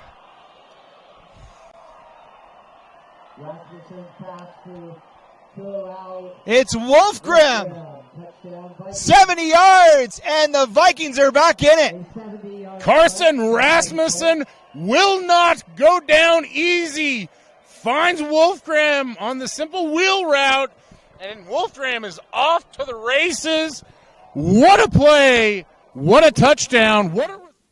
What a play by Wolfgram. I didn't know if he was going to beat that last guy, but he did, and he takes that into the end zone, and then he daps up somebody in the back of the end zone, a fan sitting there. Bountiful. We've got some crazy things that happened. Roy had a 4th and 15, lined up for a field goal. Bountiful gets a 5-yard penalty. They line up for another field goal. They actually kick it, and it's good, but there's a roughing penalty. So Roy ends up picking up the first down, and now Roy has really created some separation. So they're able to just pound it into the end zone and go up 26-14. Really, Bountiful just can't get out of their own way there at the end. All right, so Roy's in line up to go for 2, but we're going to take you to Lehi. Lone Peak is crawled back into this game. It's a one-score game. Remember we left this game? It was 24-3. Right? Hey, we'll take it off the board. We'll find some other closer games. And here comes Lone Peak. Blake gets a couple touchdowns in the third quarter, and now within one score. And this is where Ryan Denny is going to bring heat to try to get a turnover that they've done so many times this year, force a turnover and give his offense a chance to tie this one up. All right, send this in to Alex Napoulos and Jake Catch. 5-yard line. Junior Taki got close, but he didn't cross over the ball. So now it's 2nd and 15. And now I think Ed Larson has had enough. And I can't really see from his facial expression because he has his back to us, but he's not a very happy camper. Lehi hitting the mud. They're up only by 1 score here in the 4th. At UCCU, we'll provide you with a low-rate line of credit that makes it easy to access the equity in your game. Right here, reaches back in with his hand as he's making that move back inside, and got a handful of face mask. I said Crimson was winning big, 56-3, about 10 minutes left in the quarter. Wow. Trying to get some style points on that RPI. Again, no Rand Sawyer. He got 2 personal fouls in the first half, so he got ejected, and so Flyers are down one of their offensive weapons here, trying to drive and win this game. Truman taking a shot into double coverage. This could be intercepted. Did he bring it in? Yes, he did. Another takeaway. This was Archie Therafal, who's been everywhere tonight. Yeah, and that's the one that now Dixie's going to have to use their timeouts on defense and try and get a stop, get the ball. Here, so they'll send him in motion. Selu on the carry again. So we had the interception there for Snow Canyon. Going to come right back to PG Skyridge, where PG's got that touchdown. Only down 1 score. Can their defense come up with a stop? Need a big stop here to keep themselves in this game. It's going to be a big time to get a turnover as well. But Jackson Stevens done a great job protecting the football all season. 3rd down, and we'll call it 4. Now under 7 minutes to go. Big 3rd down here for Skyridge. Vikings show pressure. They'll bring it. Stevens back to throw. Lofts it near side. Has Burke. Came back to get it, and I think he's going to be a yard shy of the 1st down. Yeah, he is going to be just a yard short there, Matt. You see, Stevens does a nice job to find Burke. He's just not able to escape the defender, and on 4th and very short, Skyridge is up, trying to test Pleasant Grove, and I believe that Pleasant Grove has called a timeout. That's their last one of this half, Brian, too, as there was some miscommunication as Skyridge went straight to the line to try and go for it. PG forced to burn their final timeout here with 6:15 to go in this contest. The Vikings trailing by 6. So you're not going to miss the 4th down play. We'll come back to that one. Let's take you to Maple Mountain. Banks Jackson, well, he had a nice run. I wanted to take us into this one. Banks Jackson just did Banks Jackson things. Yeah, we talk about Helam and Kasuga. Banks Jackson is another quarterback in this game who's been pretty special all year. Yeah, he's been spectacular. So 3rd down and forever for Banks Jackson and the Golden Eagles. Let's send you in to Spanish Fork TV. Yeah, Timpview was in the old, I guess it was Region 7, and Maple Mountain was in Region 8. Banks Jackson at quarterback right here. Back to throw with some time. Jackson steps up, looking downfield. Throws it up into 3 guys, and Jackson, I think, just throwing that one away, and it's going to bring up 4th down. Everybody was covered downfield, so really nowhere to go in Maple Mountains. Big stop for the Timpview defense. They're going to get the ball back here. Let's get you back into Skyridge for this big 4th down play. Vikings show pressure again, as Stevens will back off and get the call. And it's a quick snap. Bueller mishandles it. Ball's on the ground. Who's got it? It doesn't matter. It's short anyway. The Vikings hold. Wow, what a play call by Coach Ham.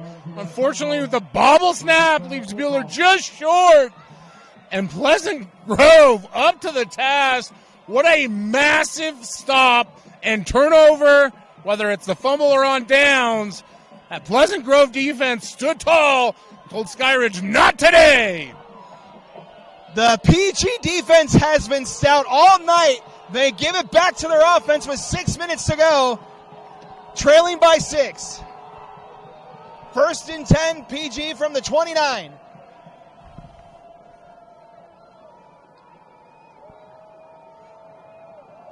Rasmussen changing the play. Has 2 wide receivers here to the near side. Rasmussen back to throw. Gonna take the deep shot looking for McCoy. And a flag comes in. Fotu Moiai in coverage.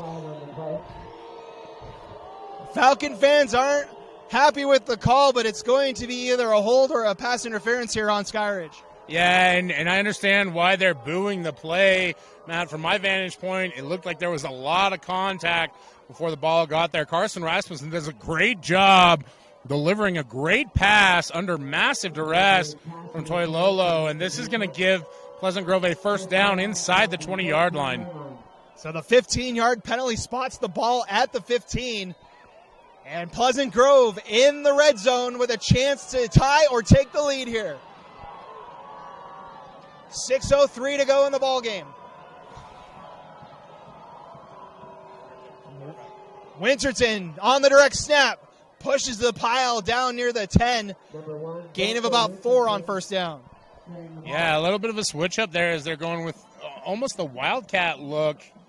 I'm seeing some of that is just Rasmussen a little dinged up, so not able to run, but what a tough, gritty effort from number 15.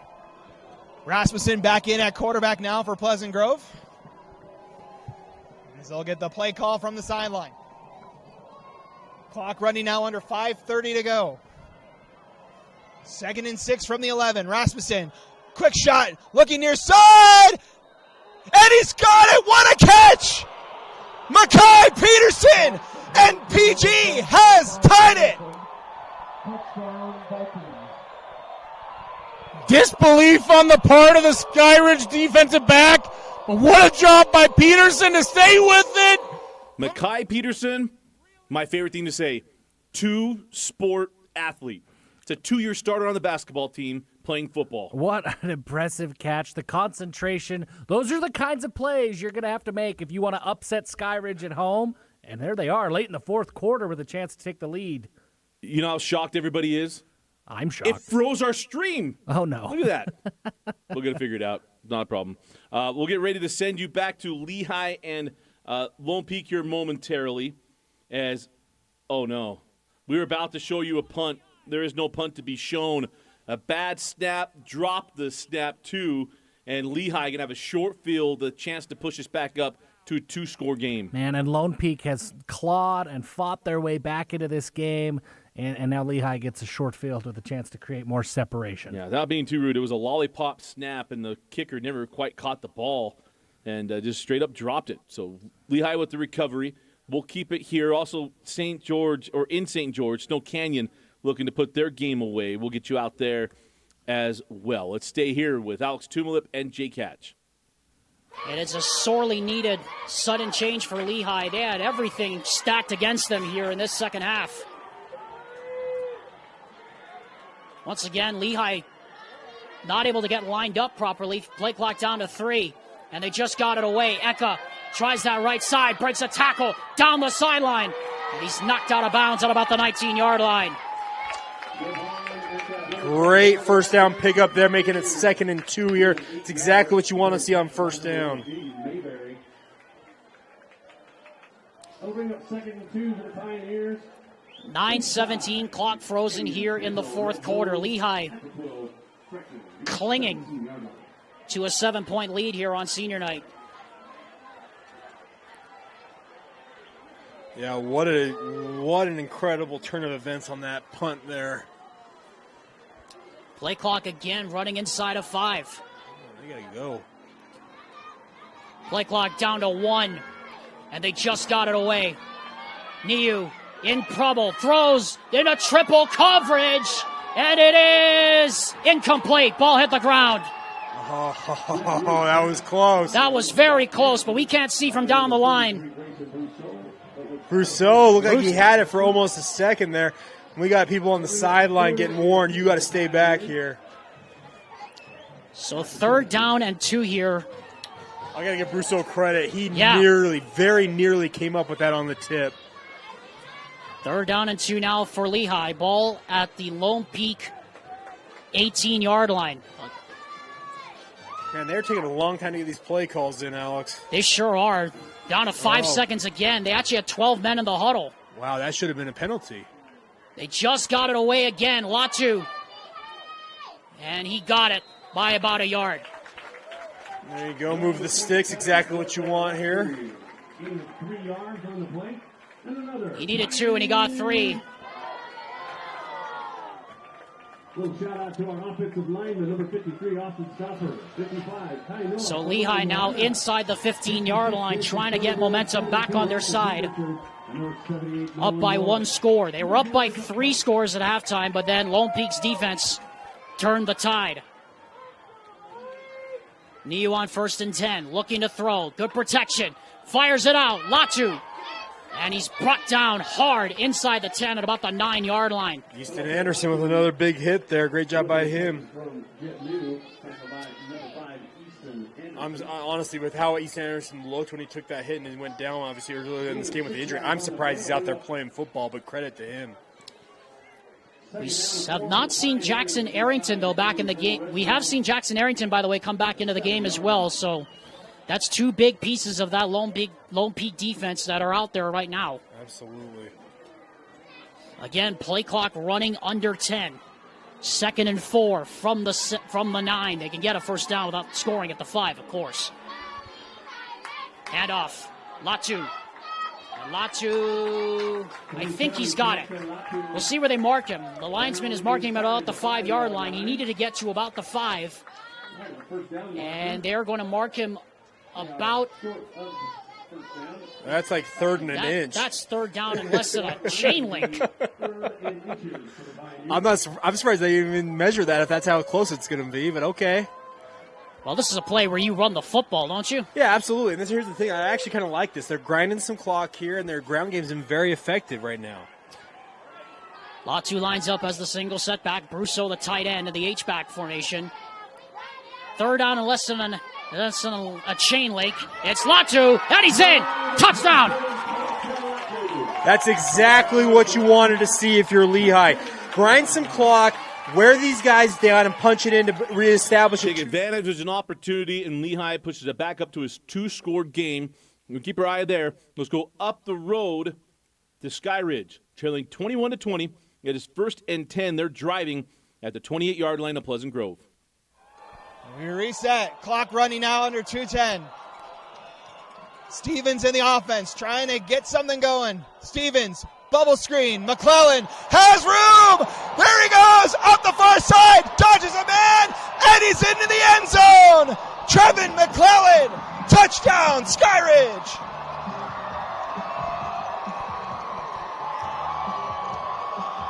Like a parting of the sea, the Pleasant Grove defense opened up, and McClellan never missed his moment. He flies into the Skyridge end zone for the go-ahead touchdown, pending the PAT here, and it looks like Skyridge has the offense out on the field to go for 2, Matt. with under 2 minutes left, I have to agree with Coach Hem here. You have to go for 2. 2 points would make it a 7-point game here because of that blocked extra point on the first touchdown. Skyridge is going to use a timeout and talk about it here. But 1:52 to go. Skyridge generates a fantastic drive, finds the end zone, and they're back in front in this one. Yeah, the screen. McClellan has been nails for Skyridge all year. He gets the go-ahead touchdown on that play. What a play call. What a play call. The bubble screen executed well by Jackson Stevens at quarterback. Really, really good play. We want to get you into Bountiful here. Bountiful, really, with the last gasp to stay in this game. It's 4th down inside the Roy 10-yard line. But that's where I would run my double slant. Big moment for Geilman and the Bountiful offense. Got to have at least 6 yards. Geilman looking in the end zone, takes a shot. Is the catch made? No! It is incomplete. Oh, my gosh. He trapped it? it? They call it incomplete. He trapped it. Oh, man. Tidwell, the intended receiver, and it hit the turf. Incomplete. Roy takes over on downs. All credit to Emerson right there. Because it was incomplete. Look how he throws. He throws this with anticipation. This is what we're asking Nate Johnson to do. Yep. He threw that ball before the receiver was out of his break, and it was right on the money. The receiver's got to catch that. That's a touchdown if he catches it. If he catches that, that's a touchdown. That's exactly what they got to do there. Here.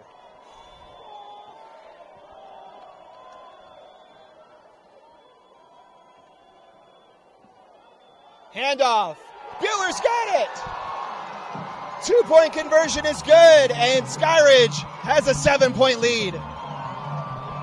What else would you expect in that moment? How about Skyridge, the response? PG forces a turnover, goes down and scores quickly.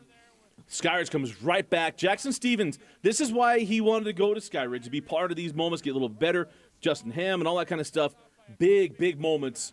And he looked great. Really big drive by Jackson Stevens. He showed a lot on that drive. This hasn't been his cleanest game. It hasn't been the Skyridge offense's cleanest game. But when they needed to late in the fourth quarter, in a situation they haven't been in all year long, they got points, a big-time drive by the Falcons. First time in a long time. They're being tested. Absolutely. And I think they're a little surprised. All right, let's send you into Timpview and Maple Mountain. Timpview trying to ice this game away. Feet out to about the 40-yard line, picks up about 9 or so on first down. Yeah, we haven't seen much of Rasmussen in this ball game, as Gallela has been the featured running back. Rasmussen entered tonight's, having played 2 varsity games, 6 carries. Here's another sophomore. That's Wilkerson out there on the catch. He's had a nice game, Braxton Wilkerson, and just like that, Timpview's across midfield. Yeah, Wilkerson looks like he has some wheels on him. He's made some plays tonight. 1st and 10 from the 48-yard line.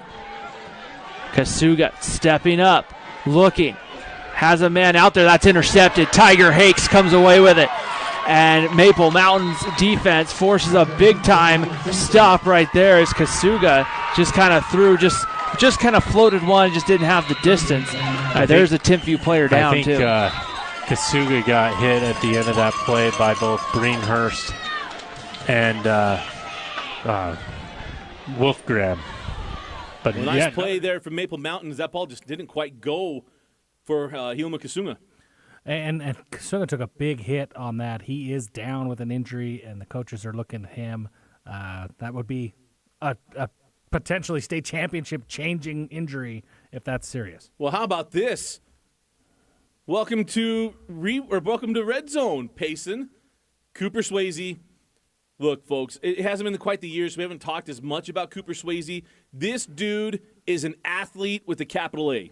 Look at the way he just pulls away from the Spanish Fork defense. He's got breakaway speed, and he showed all of it on that touchdown. Most certainly did. So we'll be on this one. 1:52 left in the fourth quarter in a 4-point, potentially 5-point game.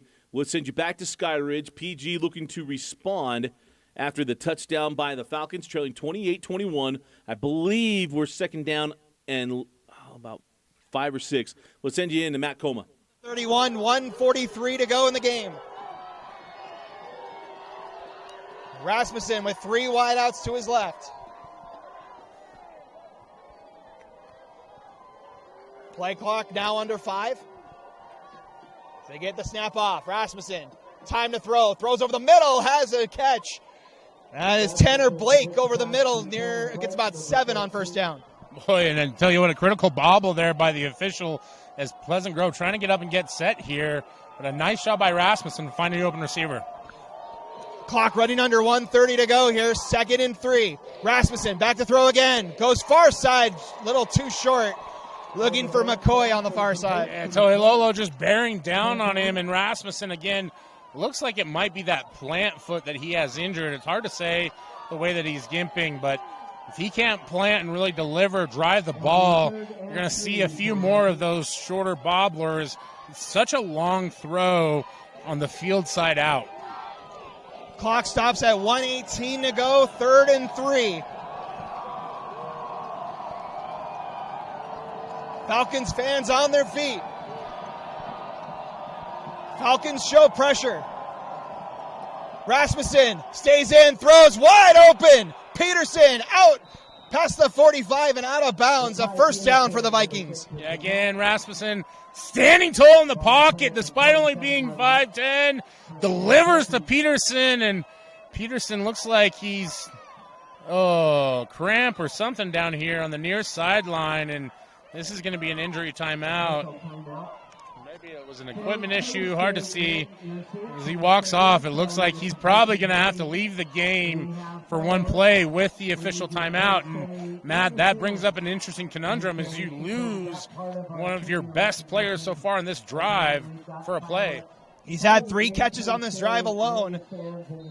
He had that huge catch in the end zone that gave the Vikings the lead. He'll have to sit out for this play as it's now 1st and 10 from the 47. Screen pass.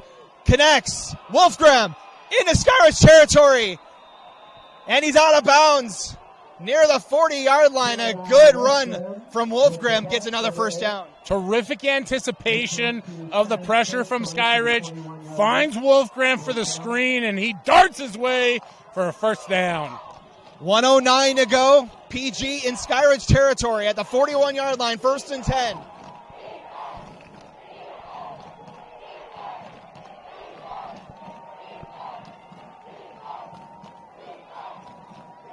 Rasmussen, quick throw over the middle, has McCoy. They're going to say it's a catch. It looked short from our vantage point, but they're going to give it to him, but it's a gain of 5 and the clock runs. Yeah, it might actually help out Skyridge in this instance as more time ticks off the clock. Vikings got to hurry, under a minute to go. Rasmussen going to take a shot, has McCoy, he makes the catch! Kale McCoy into the red zone. Able to drag the toes, and PG 18 yards away from the end zone. What a terrific throw from Rasmussen. And how about Carson Rasmussen? He's gimpy, he's hurt a little bit, and he's still making big-time plays. Just dotting up the D on their way down. Now it's a big injury for Skyridge. Toilolo's had a huge game. Toilolo holding his hip. Oh, man, we hope he's okay. All right, so with this injury timeout, we're going to take a timeout. We'll be right back. We'll show you the conclusion of some of these games. You're watching, listening to KSL Sports Rewind's Friday Night Red Zone on 97.5, the KSL Sports Zone. See where they mark it. Officially goes down as a sack. It will go down as a sack, yep. It was Josh Empey along with Junior Tahi and Jackson Arrington, among others, and that will bring out Gavin Fenn for his 3rd field goal of the evening. Remember, he had one blocked earlier from 46. Well, this will be from 32, so this will be an NFL-length extra point. Right in his wheelhouse, in theory. You would think so. Good snap, good hold, and the kick is good. And with 3:26 to go, Lehi does indeed restore their 3-score lead. They lead 34-17. Back after this.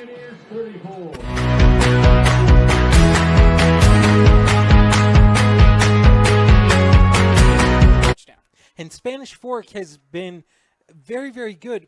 They started on their own 20, now on Payson's 45, and we've gone through, 40 seconds of playtime? Again, for a team that's able to juice it with the hard running game, they've picked up the pace here when they've needed to. Tupou in empty. 5 receivers out. 3 to his right, 2 to his left. Tupou takes the snap, stands strong in the pocket, backing up, evading pressure, fading to the left, and throws it out of bounds where no one can catch it. Minute 9 now on the clock. Still 2 timeouts. Impressive job by Tupou to keep his composure even when the pocket has collapsed like that and still be able to get off a rather good pass, even though it did fall incomplete. And Cole, I've got to give a quick shout out. I just got a text from the man himself, Barrett Hilton. He is watching our game now. Shout out to Barrett down there in San Pete County. Really couldn't have done any of this without you, man. We call these all Utah County Game of the Weeks, but this truly has lived up to its billing, the Utah County Game of the Week, as both teams have had a chance to go ahead in the late goings. Payson with a big pressure on Tupou, and they get the sack. It's 3 Payson defenders back there, and a minute is on the clock. Spanish Fork is going to have to call a timeout as they are faced with a big 3rd down in front of them. And that is exactly what this Payson crowd wanted to see. Their defense has played so well in this drive. Their offense played so well in the previous drive. It has been a fantastic 4th quarter for Payson. Pressure right up the gut, and it got to Tupou that time. He was able to evade a couple. Lone Peak's going to go to 3-6 with this result tonight, and something drastically doesn't change here in the next 3 minutes and 20 seconds. Stunning, honestly, considering that. Yeah, 1-3 has not been the kind of year I think a lot of people expected. Especially after they pasted Bing under the wall on opening night as that pass is caught by Christian. This is Game Night Live Redzone on 97.5, the KSL Sports Zone. Go ahead. Big games and big moments. We got them. Let's send you in. PG and Skyridge after the injury to Toilolo. Line. 45 seconds to go in the game. Vikings need a touchdown to tie it.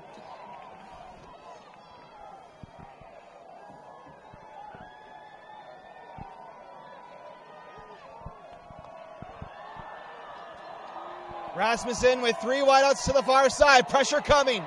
Rasmussen rolls out. Throws over the middle. Has his man, Sean Cottle, inside the 5. But there is a flag on the play. Did he pass the line of scrimmage when he threw that ball? It does look like from where everybody's standing, he was past the line of scrimmage. Hard for me to say over here as Rasmussen, again, just absolutely gimpy out there, and you can see it's the right ankle that's hurt and continues to be hurt. And boy, how he was able to find his receiver in the space there, absolutely incredible job. We'll see what the call is from the officials. Roughing the passer call is the call on Skyridge.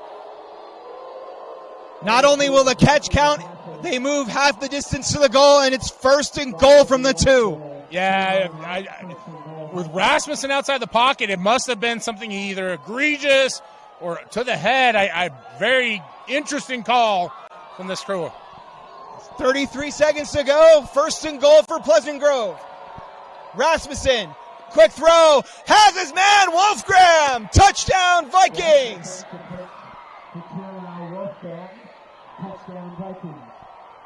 And the Vikings are an extra point away from tying this game, or potentially going for 2 and leading this game. Carson Rasmussen can barely walk, and yet he's able to find Wolfgram on the leak out of the backfield, and Wolfgram takes it in for his 2nd touchdown of the game. And you see Pleasant Grove is going to kick the extra point. Parker Hall for the extra point. Kick is up. And it's good. And with 25 seconds left, the Vikings have tied the game with the undefeated Falcons. Absolutely incredible job at Pleasant Grove. Again, drove almost the length of the field to score that touchdown in under 2 minutes. And just a perfect. How about, make sure I say this very clearly, the gut sack. Yes. Of Carson Rasmussen. Wow. What a drive. What a response by Pleasant Grove. That offense hadn't done much throughout the first half and really the first half of the third quarter. That's 3 straight touchdown drives for the Vikings. And this one to tie it up with time ready to expire. The intestinal fortitude shown by those boys. Something else. I mean, so we'll get the completion of the fourth quarter and see what Skyridge decides to do, see if Justin Ham decides to just run the clock out or if he decides to try to throw the ball a little bit, see what happens, maybe get a last-second field goal opportunity for his kicker. Also, we have a long-distance play for Spanish Fork and Payson after that big sack for Payson. And it looks like that ball went by the boards. And Payson's going to knock off Spanish Fork. So congratulations to Payson.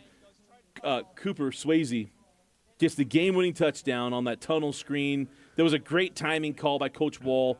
And Payson, who's been a tough year, gets a 24-21 victory. Yeah, great call by Coach Wall. Great balance by Swayze. He got knocked as soon as he hit it, or as soon as he caught it, he got hit, was able to get a hand down, keep his balance, and then explode past the defenders. What a special play that was to really win the game.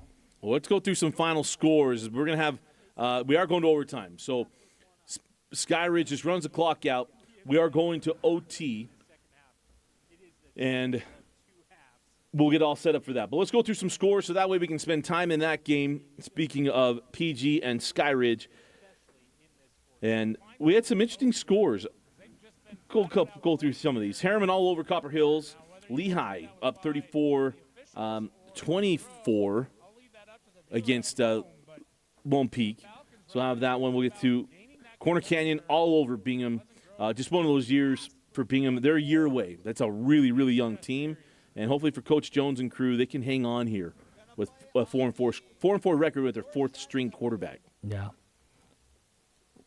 We've got another score that I want to update real quick. A little more than 2.5 minutes in the fourth quarter. Springville is up on Orem 28-21. That game has been close. We don't have a feed on that one, I don't believe, either. Toilolo getting checked out on the training tables. You saw that there. Doesn't look good. That would be a big loss. Toilolo is one of the more dominant defensive linemen in the entire state, and he's had a huge game for Skyridge tonight. Yeah, I was really worried about this. Take Care did get in the end zone tonight. So it was a 38-3 game. Good. It means the Sunday dinner, Tate's still going to have a smile on his face. Yeah. 5-yard touchdown catch from Isaac Wilson. That's a big moment for you. There's no doubt about that. It's a big thing at family dinners on Sunday with the Care family. Let's see, a couple more of these. American Fork all over Westlake. That was a final 38-7. In 5A, how about Woods Cross? Box Elder left the land of the unbeaten last week. They are now on a 2-game losing streak as Woods Cross scored 10 points in the fourth quarter to knock off Box Elder. As it was Ben Smith-Meekum with a 26-yard field goal, but it was really early in the fourth quarter, Locke Smoot, 73-yard run. Wow. As Woods Cross beats Box Elder 17-12. Manti. We talked a lot about Manti last week. They got back on track. Reggie Frischneck got back on track. Got a big bounce-back win, 49-3. Hey, we got to figure out what's going on with Reggie Frischneck. All right, let's send it out to overtime as we had a pass interference penalty against Skyridge. They got into this game a little quicker than I thought they would. So let's send it back out to Matt Coma. They'll do half the distance to the goal, so it'll be about the 12.5-yard line. Ball now at the 12-yard line. It'll be a new set of downs here for Skyridge. 1st and 10.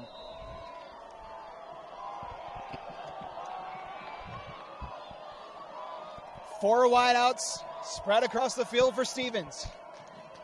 1st down, fakes the handoff, throws near side. Colby Smith's got it, but he's met by the Vikings defense.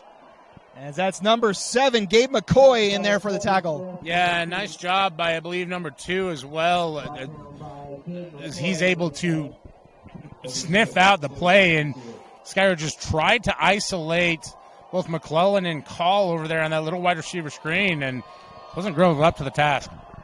2nd and 11 after the loss of 1.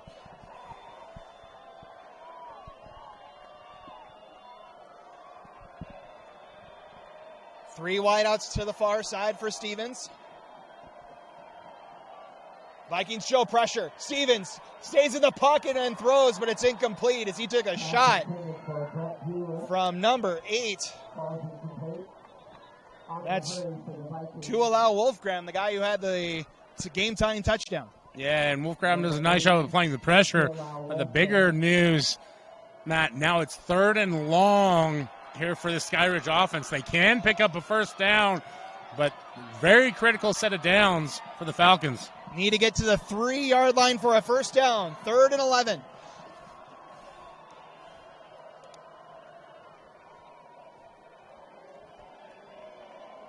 Play clock now under 5. Play clock down to 1. Gets the ball off just in time. Stevens, shot for the end zone. Too far for Burke. Just past his outstretched hands, and it's 4th down. Boy, what a missed opportunity there. You can see the body language from both Burke and Stevens. Both wish they could have that one back. Burke just not able to reel it in, and a little too much juice from Stevens. And Skyridge is going to attempt the field goal here, Matt. And, boy, what a start to this overtime. It's going to be Foxton Dovey, the junior, from 31 yards out to give Skyridge the lead.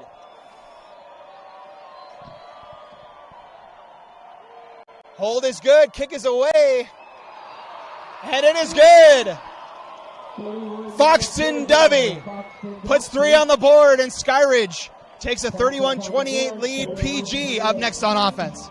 Yeah, nice job, nice execution there on the field goal, and just a little bit of a consolation prize as Skyridge really tried to get that ball in the end zone, and now up to the task of this defense, which for the most part, Matt, has done a great job all night long, but they are going to be without the great equalizer, number 0, Deshaun Toilolo, and this is a Pleasant Grove offense that's coming into this overtime with an absolute ton of momentum. We'll see how Rasmussen's ankle holds up. They've scored on 2 straight drives. First drive of overtime. 1st and 10 from the 25. A touchdown wins it for the Vikings. Rasmussen lofts the ball to the far side, broken up. Big collision on the far side, as that's number 24, Mark Baird, breaking up the play. Phenomenal job by Baird, tracking the ball, making the play, and then insult to injury is the big hit laid over there on the sideline, and looks like that Pleasant Grove player is down still, Matt. I don't believe that they're going to give him an injury timeout, but something to keep an eye on there on the far sideline. That is Makai Peterson, and is down over on the far side at about the 10-yard line. They're looking at him just off of the field here. So the officials trying to decide. I think there is a flag down on the field as well at about the 13-yard line. There's a flag on the play. And we'll see what the call is. It's a personal foul, and it's on the Falcons. Another personal foul against this Falcon defense gives Pleasant Grove a first down at the 12-yard line. Yeah, and unfortunately we do not have a microphone on the head official there, so we're not able to hear if it was unnecessary roughness or too high of a hit or whatever the situation was. But the bottom line, Matt, this puts Pleasant Grove immediately into scoring position with a fresh set of downs. It's been over a calendar year since the last time the Falcons have lost a game.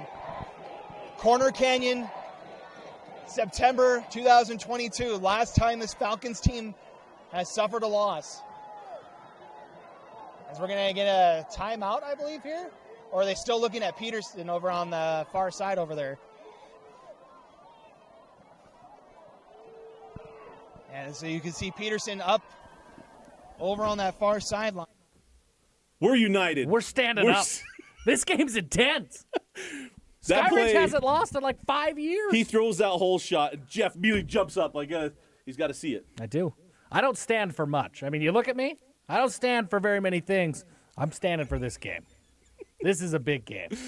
Luckily, I'm glad that our wide receiver, I didn't get to see if that was Micaiah Peterson who it was, but anyway, he's off the field, ready to go. Looked like they were even working on a cramp there. It wasn't even just concussion protocol stuff. They were working on a cramp and got him off the field. So come back out. Let's send it back out to Skyridge. Matt Coma, PG, looking for the big upset. Here from inside the 15-yard line. So the Vikings trying to play spoiler on senior night here at Skyridge High. 1st and 10 from the 12. Rasmussen rolls out and just going to throw this one away. Brings up 2nd down. Yeah, not much there, and he just, you can see the wheels are just rusted up for the game, and a prior injury to Carson Rasmussen, I believe it was a right ankle. He's just not the same mobile, explosive player that he was to start the game, and so for Pleasant Grove, that's all you can do. Try and isolate a player out there, and for Skyridge, nice job staying disciplined. 2nd and 10 from the 12.5. 4 wideouts in the formation for Rasmussen, 3 to the near side. Rasmussen back to throw, fires end zone, has a man! It's caught! It's caught! Bronco Winterton wins it for the Vikings!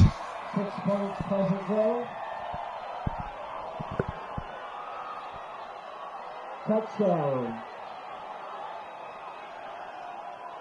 And that concludes the overtime, and that concludes the football game. Fans, please stay in the stands. Please stay in the stands as we have fireworks coming your way. Final official score, Pleasant Grove 34. The Vikings pull off the comeback as the teams meet at midfield here. Falcons getting into it as well. The Vikings storm the field.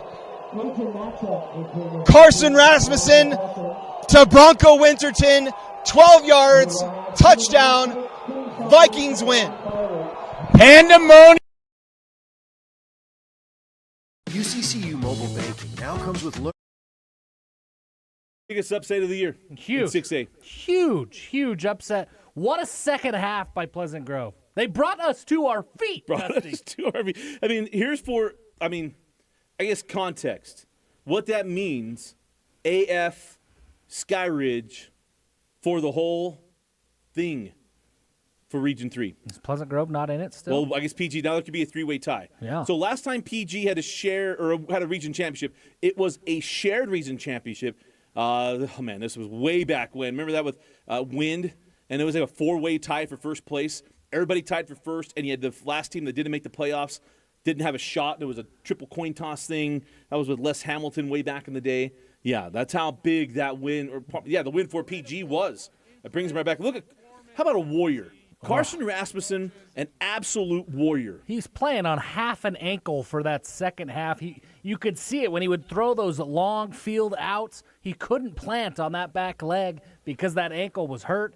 Man, the way that he just gutted this out and really willed that Pleasant Grove offense down the field time and time again, that's a huge win for the Vikings. I mean, when it was 20-7, I didn't know if they could come back in it because of how good Skyridge's defense is. But give it to Coach Walkenhorst. When he took over the program, there was a little bit of pushback for the type of coaching and all kind of stuff that came into that program. And he did an amazing job riding the ship, getting the kids back in, and rebuilding things when he took it over from Mark Wooten. Yeah, I mean, just an absolutely unreal game for Pleasant Grove. Go back to the end of the first half. Mm-hmm. Skyridge has points on the board. A penalty brings it back, and Pleasant Grove comes up with a huge interception in the end zone to really wind down the first half. I think that was the last play of the half. They went straight into halftime. Yeah. What a difference. I mean, that's the play of the game right there. Yeah. If that touchdown stands, or if Skyridge decides to kick a field goal, we're talking about a completely different game right now. I mean, just unreal. And right now, student athletes are being taught how to handle some adversity at the moment and to show some sportsmanship on some ways. First loss for Skyridge since September 23rd, 2022. They lost 21-17 to Corner Canyon. Wow. Wow, and really sets up a fantastic last week of the regular season next week. We've got fantastic region championship deciding games across the state, but this was one that really we weren't expecting to be this tight, really a three-way race going into the final weekend of the year. Yeah, PG will host Lehi next week. They got to win that game and have a chance to force some multiple ties and things like that. Now, the RPI changes it. So way back in the day when I was talking about the four-way tie for first place, that was when the top 4 seeds in your region went to the state tournament. Right. Yep. Now with the RPI, really winning region is just kind of a chance to win something in season for your team, because now it's all about RPI ranking and what does that put you and who does that mean you're going to face in the quarterfinals. Well, in that region, a region championship, it may not mean as much for seeding and things like that. Means but a lot. when you stack those teams up all against each other, I mean, man, that's still a special thing to be able to hang in your rafters that, hey, I won region. It doesn't get any easier for Pleasant Grove. I mean, Lehi looked great tonight, took care of business against Lone Peak, and if Pleasant Grove wants to have a chance, then, yeah, they've still got to win against the Pioneers. Okay, we'll give you some just a little bit of things here. For those of you on the stream, stay here. We're going to wrap up the night. We are up against it on the radio side, so at 9:56-ish, we'll be stepping out, but we'll be then continuing on the stream. That way Jeff and I can go through the night and not feel totally rushed on everything that has happened tonight, because a lot has happened. And what the win for PG, I mean, let's spend some time on this because we got a couple minutes left. Coach Walkenhorst, I don't think it can be said enough. The fact that he comes in from California, the ties to Utah are slim. He does have some family here and things like that. It's like, really, who is this guy? And when you meet him, he's a different guy. Yeah. Now, he doesn't miss chest day. No. I'll tell you that much right now. He doesn't miss chest day. And I asked him, I was like, hey, you want to have a bench off? Should we go find out? And he kind of laughed. He goes, well, in season, I don't really do a whole lot. But what a big, big win, especially coming back after the loss to American Fork last week. Yeah, just a huge bounce back. I'm almost speechless at how well they played in the second half on both sides of the ball. Jackson Stevens, that Skyridge offense, has been really been able to move the ball at will, especially last week. I think they played their best game on offense against Lone Peak a week ago. They were rolling coming into this game, and Pleasant Grove responded really well and kept that offense in check all night long. Yeah, when it was 20-7, as I mentioned earlier, that was like, man, missed opportunities. And all we want here are great games. When we call a game and our crews are out in a game, even though we have games that are part of our Rewind Sports Network, which that game was, we want our teams that we work with to win. But really, we want great games. You want to enjoy what we're doing. That's why nights like tonight, it's like, hey, we're not quite done yet, because we still have plenty of things we want to talk about. We want to spend time talking about the other schools, but it's moments like that is why we do what we do. Absolutely. What a special game. Absolutely terrific. Well, we want to thank everyone for joining us on the radio side. We will keep going on the stream on KSLSports.com. Thanks for watching and listening to KSL Sports Reruns Friday Night Red Zone. All right. Hit that one right on the screws, right out of the 30. So, all right, Jeff. Whew, we can spend more time on PG. Let's take a deep breath. Holy cow. Because that game is a game – we didn't anticipate it. Did I think it could be close? Sure. I thought it could be close. I didn't. If you gave me the odds or the percentage points, I thought the PG would beat Skyridge at Skyridge. Yeah. Not very high. Yeah. I mean, we talked about it in the opener. I thought that this PG team would keep it close. I thought this PG team was better than they played against American Fork. American Fork, you remember, they took care of business last week, and especially in the second half. Yeah. I think we expected Pleasant Grove to show better, but it was like, okay, Pleasant Grove finally ran into that part of the schedule. Pleasant Grove is not quite there. But the way they played tonight, that's not a team that anybody wants to play at Rice-Eccles Stadium. No, I mean, that team, they play hard. And I think that's what's so special about this Pleasant Grove team. They maybe aren't, loaded with Division I talent like some of these other schools are, American Fork, Corner Canyon, Skyridge. But that team plays hard. Every single time we've played them, they play hard. You watch that Skyridge team, when the adversity hit tonight, you saw a lot of guys. You saw a lot of heads hanging. You saw a lot of guys like, oh, no, what's happening? You don't see that from Pleasant Grove. They play hard every single snap. That was an unbelievable performance by the Vikings. It is. I mean, and that's what so you talk about culture, that's culture. Absolutely. Right? Because that's a word that just gets thrown around now everywhere. What is culture? It is what do you do when those moments come, and what are the guys around you doing? And it isn't pointing fingers and all that stuff. And granted, it's going to happen, but it's, hey, we can figure this out, and we can do it together.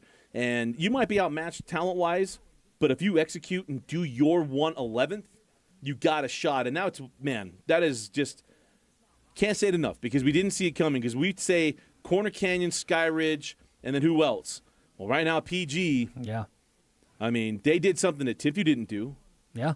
They did something, well, AF's got a shot next week to do, but that's knock off Skyridge. Corner didn't do last year. Right. Got a chance to do it. Yeah, I mean, that's a great performance. There's not very many words that we could use to describe how great it was. I mean, that was a one of the best performances, one of the biggest upsets that we've seen in the state in the last several years. Yeah, just unreal. And Carson Rasmussen, like you said, absolute warrior. Yeah. You can see he was spent. That dude was done. I hope for the sake of next week's game, for the sake of the playoffs, that ankle recovers quickly. I mean, he's going to need it because you could tell he was laboring throughout that fourth quarter. That ankle, he wasn't able to plant, wasn't able to get some juice on the ball like he usually does. He still played well. They still won, but he definitely, that ankle is going to be something to watch. And we certainly hope Toy Lolo is okay as well. All right, let's go through some more scores as we kind of got, I want to say rudely, greatly interrupted. Magnificently interrupted. Let's go through some more 5A. Now, in the Juffy Bowl, you'll have to give us the update on that. I'll leave that one alone. Kearns all over West Jordan, 29-7. Congratulations to them. We talk about Roy. Man, how about the Roy Royals? Maybe one of the hottest teams in 5A. They go into Bountiful. Bountiful coming off the win against Box Elder. Knock them off 26-14 on the Game Night Live Game of the Week. Yeah, I mean, just Roy looks like the team that we thought they would be, right? I remember week 1, they played American Fork, and they weren't ready. They got blitzed by American Fork. Yeah. But since then, Roy has recomposed, gathered themselves. They're playing really well as the season is winding down. Yeah, they've just been outstanding. We talked about Woods Cross knocking off Box Elder. Brody Benson, I mean, set it out. I mean, when you lose a parent, I've been there. It's hard. And they had that down game against Roy. They come right back. Box Elder now on a 2-game losing streak. We'll see what Coach Robbie Gunner is able to do. Final score from Springville. Red Devils 28, Orem Golden Tigers 21. Wow. So Springville able to hold them off. Now won 2 games straight against Orem. Yeah, I mean, a few years ago that seemed impossible. Really a testament to what Coach Valetti has done with that Springville program. They've got a lot of talent. Seemingly year in and year out now, they've got talent in that program, and they're playing very, very well. And I tell you what, that Orem team doesn't give up. They had a 3-yard touchdown run, made a 1-score game. Faletti Iongi got in from 12 yards out to tie the game at 21, and it was Tuioni Valetti that got in from 3 yards out with 2:40 left in the fourth quarter. I feel like for the Orem faithful, that loss is on me. I had my Puka Nakua Rams jersey on my body. It was ready to go. It was over the hoodie. I was ready. I took it off. I don't know. It's whoever wears number 12 at Orem right now. I mean, you got to be feeling pretty good at the moment. Those are some big shoes to fill. Somewhere, right now. someone's trying to find that jersey if Puka didn't take it. I will give you a Juffy Bowl update because let's go. Really, it wasn't even close today. I mean, Clearfield lost by 20. Yeah. But in the real game that matters, the Juffy Bowl, even though they lost 34-14 to Northridge, they didn't lose like Carbon did 49-7 against I couldn't even backdoor it. No. We couldn't even backdoor it like we did last week. No, that was a dominating performance by Clearfield in the Juffy Bowl today. We showed you Timpview all over Maple Mountain, and Helena Kasunga and crew faced a little adversity in this one. Maple Mountain looked like they were going to hang around. That defense continued to get turnovers. Helena Kasunga, and let's make sure Isa Naliai, the running back from Timpview, had himself quite the second half. Yeah, he did. And Kasunga, remember, he went down with an injury, and it looked like he was down. He was motion. It looked pretty bad. After interception. He did come back and play, so it looks like things are all good there. Rivalry that you brought up, Dusty, Skyview, Mountain Crest. At the time, Mountain Crest had a lead, 14-10, and now 27-14 is what Skyview, they came back at Mountain Crest. That is in Hiram, and they got the 27-14 win. It is hard to keep good teams down. I mean, that's the thing. When those teams are that good, you feel like they could erupt at any moment. Yeah. And that's exactly what we saw there. Skyview, it looks like it is a collision course. Skyview and Crimson Cliffs, both teams undefeated. Both teams have played well. So Crimson Cliffs won by $1 million again tonight. I mean, those two teams look like the best teams for sure in that classification. Certainly, Ridgeline knocks off Bear River 42-21. There was no second half magic for the Bear River Bears. How about Snow Canyon taking the win 14-10 over Dixie? Showed that here on Redzone. It was JT Westbrook, a 27-yard touchdown catch. Kind of the distance play there for Snow Canyon. That defense was opportunistic, to say at least. Richfield gets another big win over Canyon, 28-14. Manti bounced back in the Sanpete Bowl, 49-3 over North Sanpete. Wob took care of my Dinos, as Jeff mentioned. Yeah. And how about the Fighting Scots? This might be the first time ever. Ben Lomond knocks off Juan Diego. Yeah, that's a big win. And what that does, Dusty, Ogden fell to Morgan tonight, so Ogden goes into their final week of the season, the regular season, at 4-5. Ben Lomond will go into their game against Ogden with a 5-4 record. I can't tell you the last time that Ben Lomond finished with a record above 500, and they'll have a chance to do that against Ogden next week. Spec Kenzie's not here, and intern Preston is still on. He's on leave without term credit. Yeah. Still, I never looked that one up. I would say to be Emmett White back in 1998. I think it has to be about that long. I mean, so you're talking 25 years. That was the year that Ben Lomond and a school that doesn't even exist anymore, Granite, had studs. You had Emmett White, and there was a Parker kid that was at Granite, the Mighty Farmers, the home of Lavelle Edwards. And you think about this, though, Dusty. If Ogden gets the win next week, Ogden finishes with a 500 record. And you've got both of those teams right there on Harrison Boulevard finishing at 500. I mean, those are things that are unheard of over the last several years. If Ogden finishes 500, I don't know if my angry little heart can handle that. How about Duchesne took care of business in Little Hollywood 20-6 as Duchesne's Parker Crum. Of course he gets in the end zone. Got in the end zone twice. Dallin Porter had a 7-yard catch from Parker Crum as the Eagles knock off the Cowboys, and the Millard beat North Summit in some of the games that we were looking at throughout the night. One other game that we did update quickly, so I feel like we got to wrap this up, close the circle. Alta was all over Skyline. Alta is they're getting right before the playoffs, 43-0 over the Eagles. The investment in Nua Maitelu in the middle of the year is going to pay dividends at the end of the year to get him seasoned. Yeah. That 5A classification, Tiffy's showing some vulnerabilities. Yeah. It is not a foregone conclusion. 6A, right now you would say Corner Canyon's kind of running off. Yeah. 5A, man, there's a whole – it's Timpview, and we think we know some other teams that can go. 4A, it's Crimson Cliffs, and throw whoever else you want. 3A, well, right now it is Richfield's world unless Morgan's walking into it. My goodness. Yeah, 2A is San Juan. Put that one on ice. That one's done with. In 1A, could it be my Enterprise Wolves? It could be. The Enterprise Wolves were big tonight. I don't know anybody else is challenging them. Beaver's going to have another shot at them, but I don't know.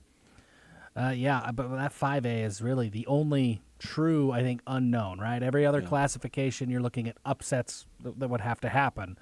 5A, I don't know, man. I mean, because even Timpview, I mean, you mentioned it. They have shown some vulnerability. Their defense is not the typical Timpview defense. They are giving up points.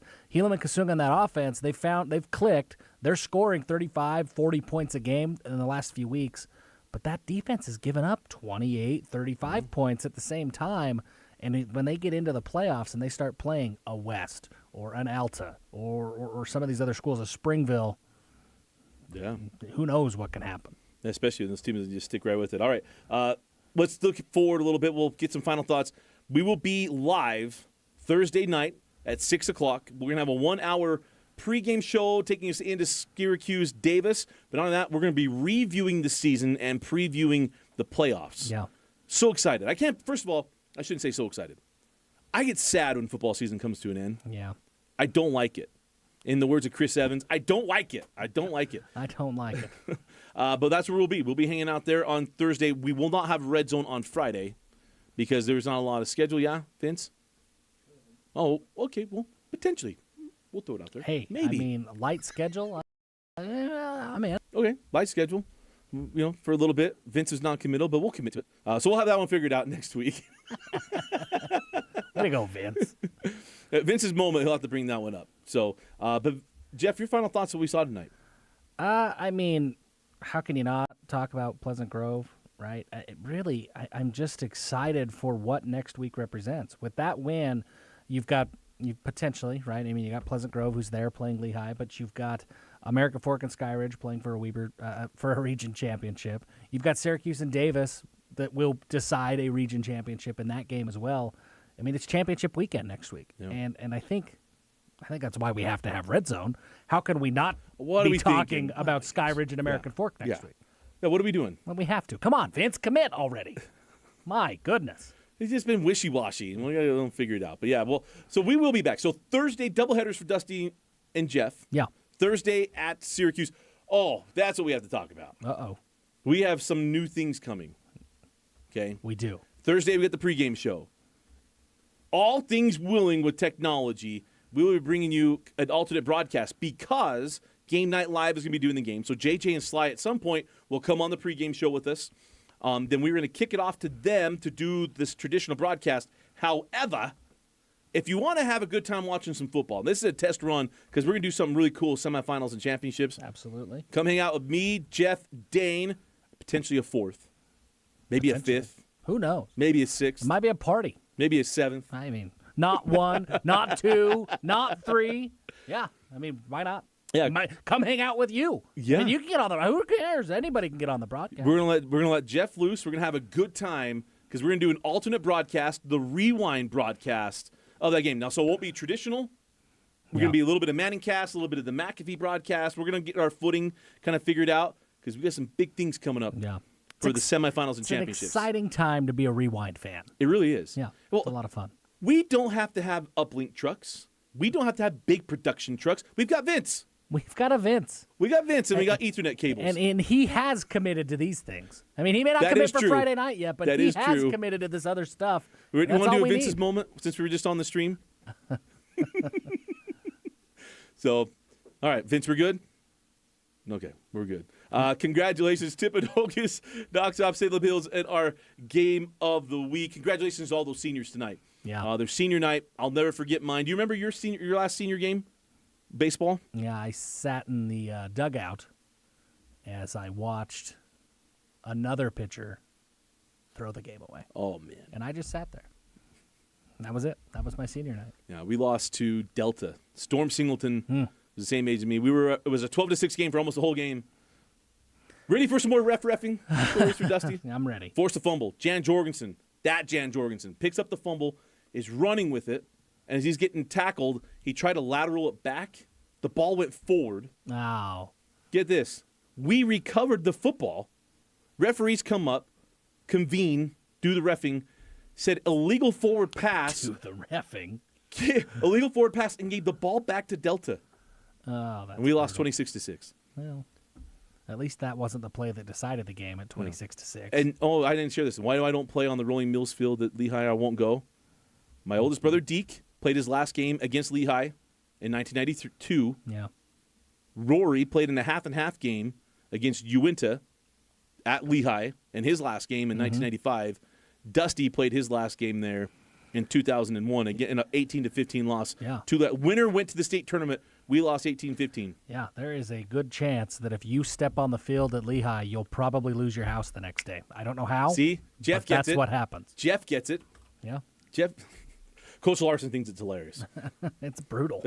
I can't do it. It's got something against the Litster family. Bad for sure. mojo there. Well, anyway, I hope you've had a great night with us. We've enjoyed bringing it to you. Got all the videos come out this week. Jeff will hopefully watch it. We'll have our rewind video. We'll have our top 5 plays. If Vince will commit to Friday, I'll commit to watching videos this week. Is it a deal? It's not a deal, so we'll see. We'll see what happens. Look out for our tweets. We'll let you know what we're doing. But for Vince Francis, Jeff Hansen, and the cast of 10s from Rewind, thanks for watching KSL Sports Friday Night Rewind on KSLSports.com, the KSL Plus app, and listening to us on 97.5 The